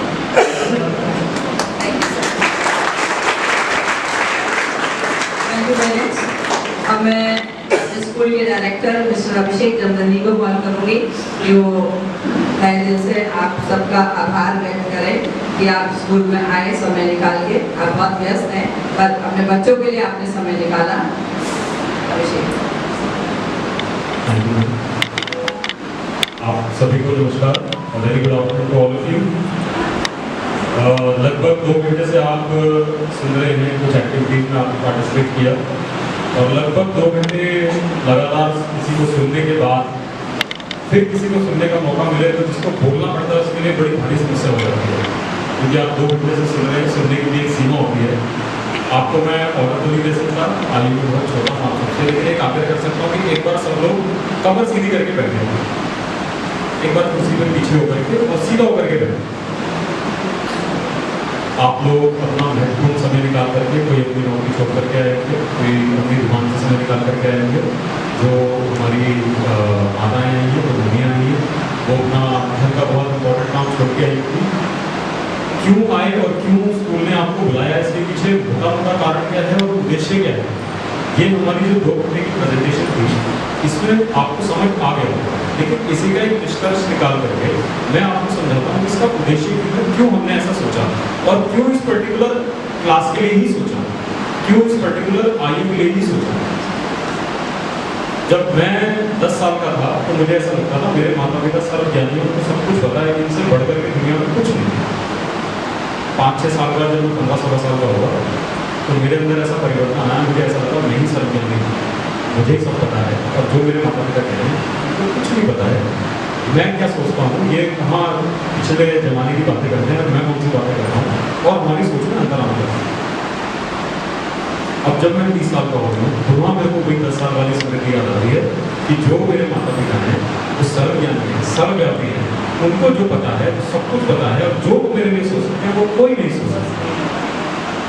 ये जो परिवर्तन है आयु का हमारे दिमाग के साथ जो मेल है, जब बच्चा 10 साल का होता है तो अपने माता पिता के बारे में क्या सोचता है, वही जब 16 साल में आता है तो अपने माता पिता के बारे में क्या सोचता है, और वही जब खुद उस पर जिम्मेदारी पड़ती है, जब वो खुद पिता बन जाता है, उसकी शादी हो जाती है, नौकरी लग जाती है, दुकान पर बैठता है, तब वो अपने माता पिता के बारे में क्या सोचता है। ये जो 10-12 साल का परिवर्तन है, हम उस बच्चे को कैसे ग्रूम कर रहे हैं, कैसे हमने उसको पकड़ा हुआ है, ये परिवर्तन का उसमें आता है। ये जो 14-15 साल की उम्र है, मुझे ऐसा लगता है जैसे हरिद्वार को गेटवे ऑफ चारधाम कहा जाता है कि स्वर्ग की प्राप्ति का हरिद्वार ही एक मार्ग, हरिद्वार ही वो रास्ता दिखाता है। जीवन हमारा सबका जो जीवन है, ये जो 9th 10th 11th है, ये जो 4 क्लासेस हैं, ये उसका गेटवे है। ये जो 4 क्लासेस हैं यही तय करेंगे कि बच्चे का आने वाला जीवन कैसा होने वाला है, किस रास्ते में बच्चा जाने वाला है। और इन 4 सालों में आपने और हमने मिलकर जितना बच्चे को ग्रूम करेगा, जितना उसको पकड़ के सही रास्ता दिखाएगा, वही तय करेगा कि वो इन 4 सालों के बाद वो जीवन में कौन सा रास्ता चुने। बहुत महत्वपूर्ण साल है, केवल शिक्षा के कारण नहीं, केवल शिक्षा देने के लिए नहीं, संस्कार देने के लिए सबसे महत्वपूर्ण 4 साल यही 4 साल होते हैं किसी भी बच्चे की जिंदगी में या किसी भी मनुष्य की जिंदगी में। यही 4 साल सबसे महत्वपूर्ण। आज हम में से किसी ने बीकॉम करी होगी, किसी ने एमकॉम करी होगी, किसी ने बीएससी करी होगी, किसी ने एमएससी करी होगी, कोई नहीं कर पाया होगा, अपनी दुकान पर बैठा होगा। आज हम यहाँ बैठ करके अगर याद करेंगे वो 4 साल 9वीं 10वीं 11वीं पर, उन 4 सालों में हमारा दिमाग किस ओर था, हमारा मन कैसा था, हमें कैसी ग्रूमिंग मिली, कैसी सलाह मिली, हमारे माता पिता का उस समय क्या हमारे प्रति रोल रहा या परिवार में क्या रोल रहा, हमारे स्कूल का और टीचर्स का उस प्रति हमारे प्रति क्या रोल रहा, तब हमको समझ आएगा कि ये 4 साल हमारे बच्चों के लिए कितने हैं। इसलिए स्कूल ने ये सोचा कि केवल हम बच्चों की काउंसलिंग ना करें, पेरेंट्स को इसमें इन्वॉल्व करें, पेरेंट्स की भी काउंसलिंग करें। जैसे आप लोगों ने एक एक्टिविटी करी ग्रुप एक्टिविटी जो प्रिंसिपल मैम ने करवाई, उस ग्रुप एक्टिविटी में उसका निष्कर्ष क्या था, उससे हमको ये समझ में आया कि कोई एक अकेला व्यक्ति कुछ नहीं कर सकता, ग्रुप ही कर सकता। तो एक बच्चे की ग्रुपिंग में वो ग्रुप कौन सा है? प्रमुख रूप से 3 लोग, एक है उसके पिता, एक है उसकी माँ, तीसरा है उसका स्कूल। तीनों को मिलकर के उसके ऊपर काम करना है और तीनों की चिंताएं अलग और अलग होनी भी चाहिए। सामान्यतः अगर हम सोचें, आप अपने बारे में सोचें, एक पिता की चिंता एक माता की चिंता से बहुत अलग है। एक माता की चिंता क्या रहती है, मेरे बच्चे ने खाना खाया होगा, मेरे बच्चे की तबीयत तो ठीक है, उसको बुखार हो गया था वो कर गया, उसका पेट तो भरा हुआ है, वो खुश तो है। पिता की इतनी छोटी छोटी चिंताएं नहीं रहती, पिता की चिंता थोड़ी बड़ी रहती है, मेरा बच्चा किसी गलत संगति में नहीं है। अगर कोई आप लोग भी ये घर में अनुभव करते होंगे, कभी आपकी वाइफ आपसे कहती होगी या बच्चे ने रात में खाना नहीं खाया, तो पिता तो कोई बात ही नहीं खाया, सुबह खा लेगा, तो पिता की वो चिंता नहीं है। पिता की चिंता उससे बढ़कर, इसका मतलब ये नहीं कि वो बच्चे की चिंता नहीं कर रहा, लेकिन उसकी चिंता उससे थोड़ी बढ़कर, मेरा बच्चा गलत संगति में नहीं है, वो किस आचरण किस व्यवहार से रह रहा है, समाज को समझ रहा है नहीं समझ रहा है, संस्कार उसके अंदर जा रहे हैं नहीं जा रहे हैं। ये जो मोटी मोटी बातें, परिवार के प्रति जो उसकी जिम्मेदारी है, दादा दादी के जो प्रति जिम्मेदारी है, चाचा चाची ताऊ ताई के प्रति, बुआ मामा के प्रति जो जिम्मेदारी है, उनको समझ रहा है नहीं समझ रहा है, हम जैसा उसको बनाना चाहते हैं वैसे बन रहा है या नहीं बन रहा है, मोटी मोटी चिंताएं बताते रहते हैं। ऐसी स्कूल की किस प्रकार की चिंता रहती है, बच्चे ने ड्रेस अच्छी पहनी है कि नहीं, शूज़ क्लीन है कि नहीं, नेल्स कटे हुए कि नहीं, उसकी एकेडमिक परफॉर्मेंस अच्छी है या नहीं, वो स्पोर्ट्स में पार्टिसिपेट कर रहा है या नहीं, वो पब्लिक स्पीकिंग में एक्स्ट्रा करिकुलर एक्टिविटीज में पार्टिसिपेट कर रहा है। ये 3 चिंताएं मिलकर के बच्चे की ग्रोमिंग करती है। एक हो गई पिता की चिंता, एक हो गई माता की चिंता और एक हो गई स्कूल की चिंता। ये 3 लोग जब आपस में मिल जाते हैं और अगर ठीक से मिलकर के काम करते हैं तो शॉर्टली बच्चे की ग्रोमिंग बहुत अच्छी होती है। इसी प्रोसेस को हमने आगे बढ़ाने की कोशिश की है। आप लोग स्कूल का साथ दीजिए। आप देखिए, जितना भी आज आपने जो प्रेजेंटेशन देखी, ये आपको कोई गूगल या यूट्यूब पे मिलने वाली नहीं। हमारे जो अकेडमिक कोऑर्डिनेटर सर हैं, उन्होंने बैठ कर तो एक चीज़ ऑब्जर्व करके ये बनाई है, बहुत मेहनत से बनी है और बहुत समय इसमें गया है और आपको समझाने में भी बहुत मेहनत लगी है। तो इसको समझिए, ये जो प्रक्रिया जो प्रोसेस खोलने शुरू किया है, इसमें स्कूल का साथ दीजिए। बार बार आपसे एक आग्रह होता है कि बार बार स्कूल आए, बार बार स्कूल आए। आप ये देखिए, सामान्यतः हम स्कूलों में देखते हैं तो जो वर्किंग स्कूल होता है, जिस दिन स्कूल वर्किंग है, उस दिन स्कूल कोई भी प्रोग्राम करने से बचता है, क्योंकि एक तो स्कूल का वातावरण स्कूल नहीं चाहता कि वो बाहर की दुनिया को दिखे। लेकिन मैं तारीफ करता हूँ अपने स्टाफ की, अपने प्रिंसिपल मैम की, अपने अकेडमी स्कूल ने कर दिया है। और हम लोग आज यहाँ बैठे हैं, लगभग 1800 बच्चे स्कूल में हैं, पिन ऑफ साइलेंस, कहीं हमको किसी क्लास से कोई शोर नहीं आ रहा है, कहीं कोई चहलकदमी नहीं है। ये स्कूल की एफिशिएंसी और डिसिप्लिन के प्रति जो हमारा जीरो टॉलरेंस की नीति है वो दिखाती है। इस क्षेत्र में जो हमारा क्षेत्र है, हम लोग का क्षेत्र है, इसमें स्कूल में और परिवार में 2 चीज़ें बहुत महत्वपूर्ण हैं। मैं कहता हूँ शिक्षा तीसरे नंबर पर।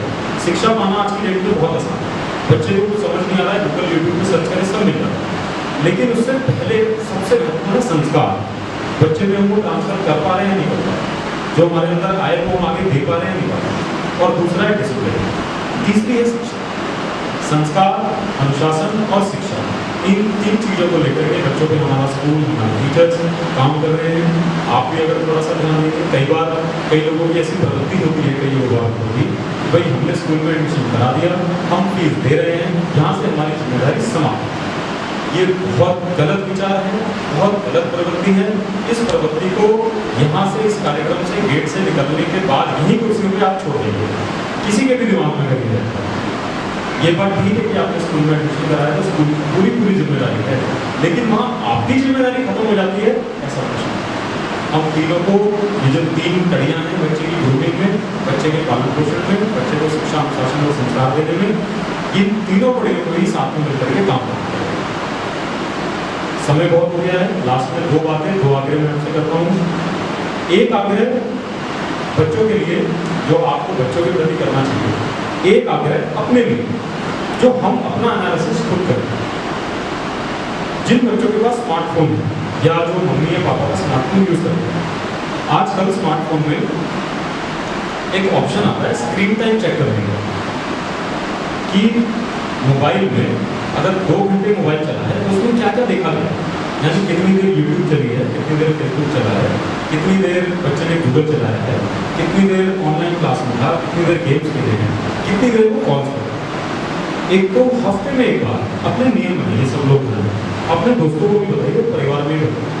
जिस भी बच्चे के पास मोबाइल है, आपका अधिकार है, मोबाइल आपने दिया, बच्चा आपका अधिकार से उससे मोबाइल दीजिए और उसका स्क्रीन टाइम चाहिए कि बच्चे ने इस हफ्ते उसका स्क्रीन टाइम कितना, प्रतिदिन को कितने समय के लिए मोबाइल चला रहा है। अगर 2 घंटे चला रहा है तो उस 2 घंटे में वो देख क्या रहा है, क्योंकि मोबाइल एक ऐसी चीज है जिसके हाथ में मोबाइल है उसको वो सब पता है कि मुझको रहा। इसलिए बहुत जरूरी है मोबाइल पर निगरानी रखना, यानी बच्चे की स्क्रीन टाइम पे निगरानी रखना। एक आग्रह मेरा ये है, आप करके देखिए, हो सकता है कि बच्चों की तरफ से थोड़ा विरोध मिलेगा क्या? सब लोग सपोर्ट करेंगे, मम्मी पापा को सपोर्ट करेंगे सब। दूसरा आग्रह मेरा आपके लिए, जब बच्चे का एकेडमिक ईयर खत्म होता है, जो स्कूल का साल उसका मार्च में खत्म होता है, तब आराम से 5 मिनट चिंतन करिए अपने बारे में कि इस साल मैं कितनी बार बच्चे को स्कूल में गया और कितनी बार मैंने टीचर या प्रिंसिपल या एकेडमिक कोऑर्डिनेटर या वाइस प्रिंसिपल से बात की। हो सके तो एक डायरी में लिखिए, साल में मैं 3 बार गया, 4 बार गया, 5 बार गया, और साल दर साल उसको बढ़ाने का प्रयास कीजिए। आप बताइए, आप कर सकते हैं क्या? ये कोई मैं आपको उपदेश या ऑर्डर नहीं दे रहा हूँ, ऐसी मेरी आयु भी नहीं है आपके प्रति, सब लोग मेरे से बड़े ही हैं, लेकिन मैं आग्रह कर रहा हूँ।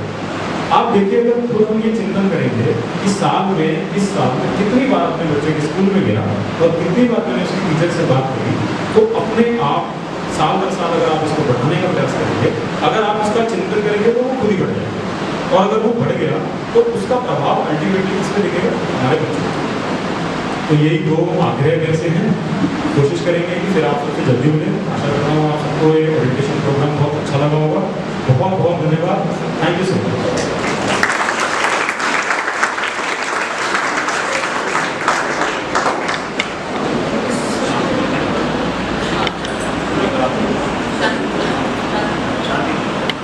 शांति पाठ के बाद फिर हम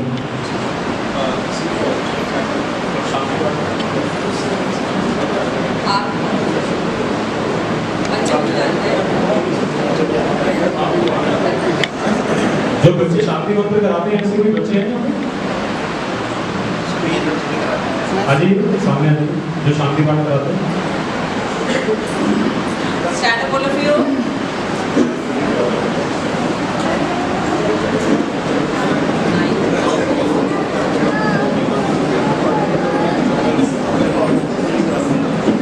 जो बच्चे शांति पाठ कराते हैं वो आगे आ जाइए।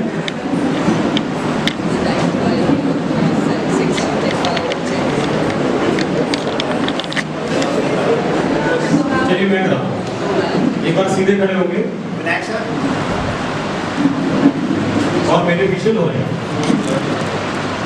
एक पंक्ति में दोहराऊंगा, फिर एक पंक्ति आप करेंगे। सर्वे भवन्तु सुखिनः, सर्वे सन्तु निरामयाः,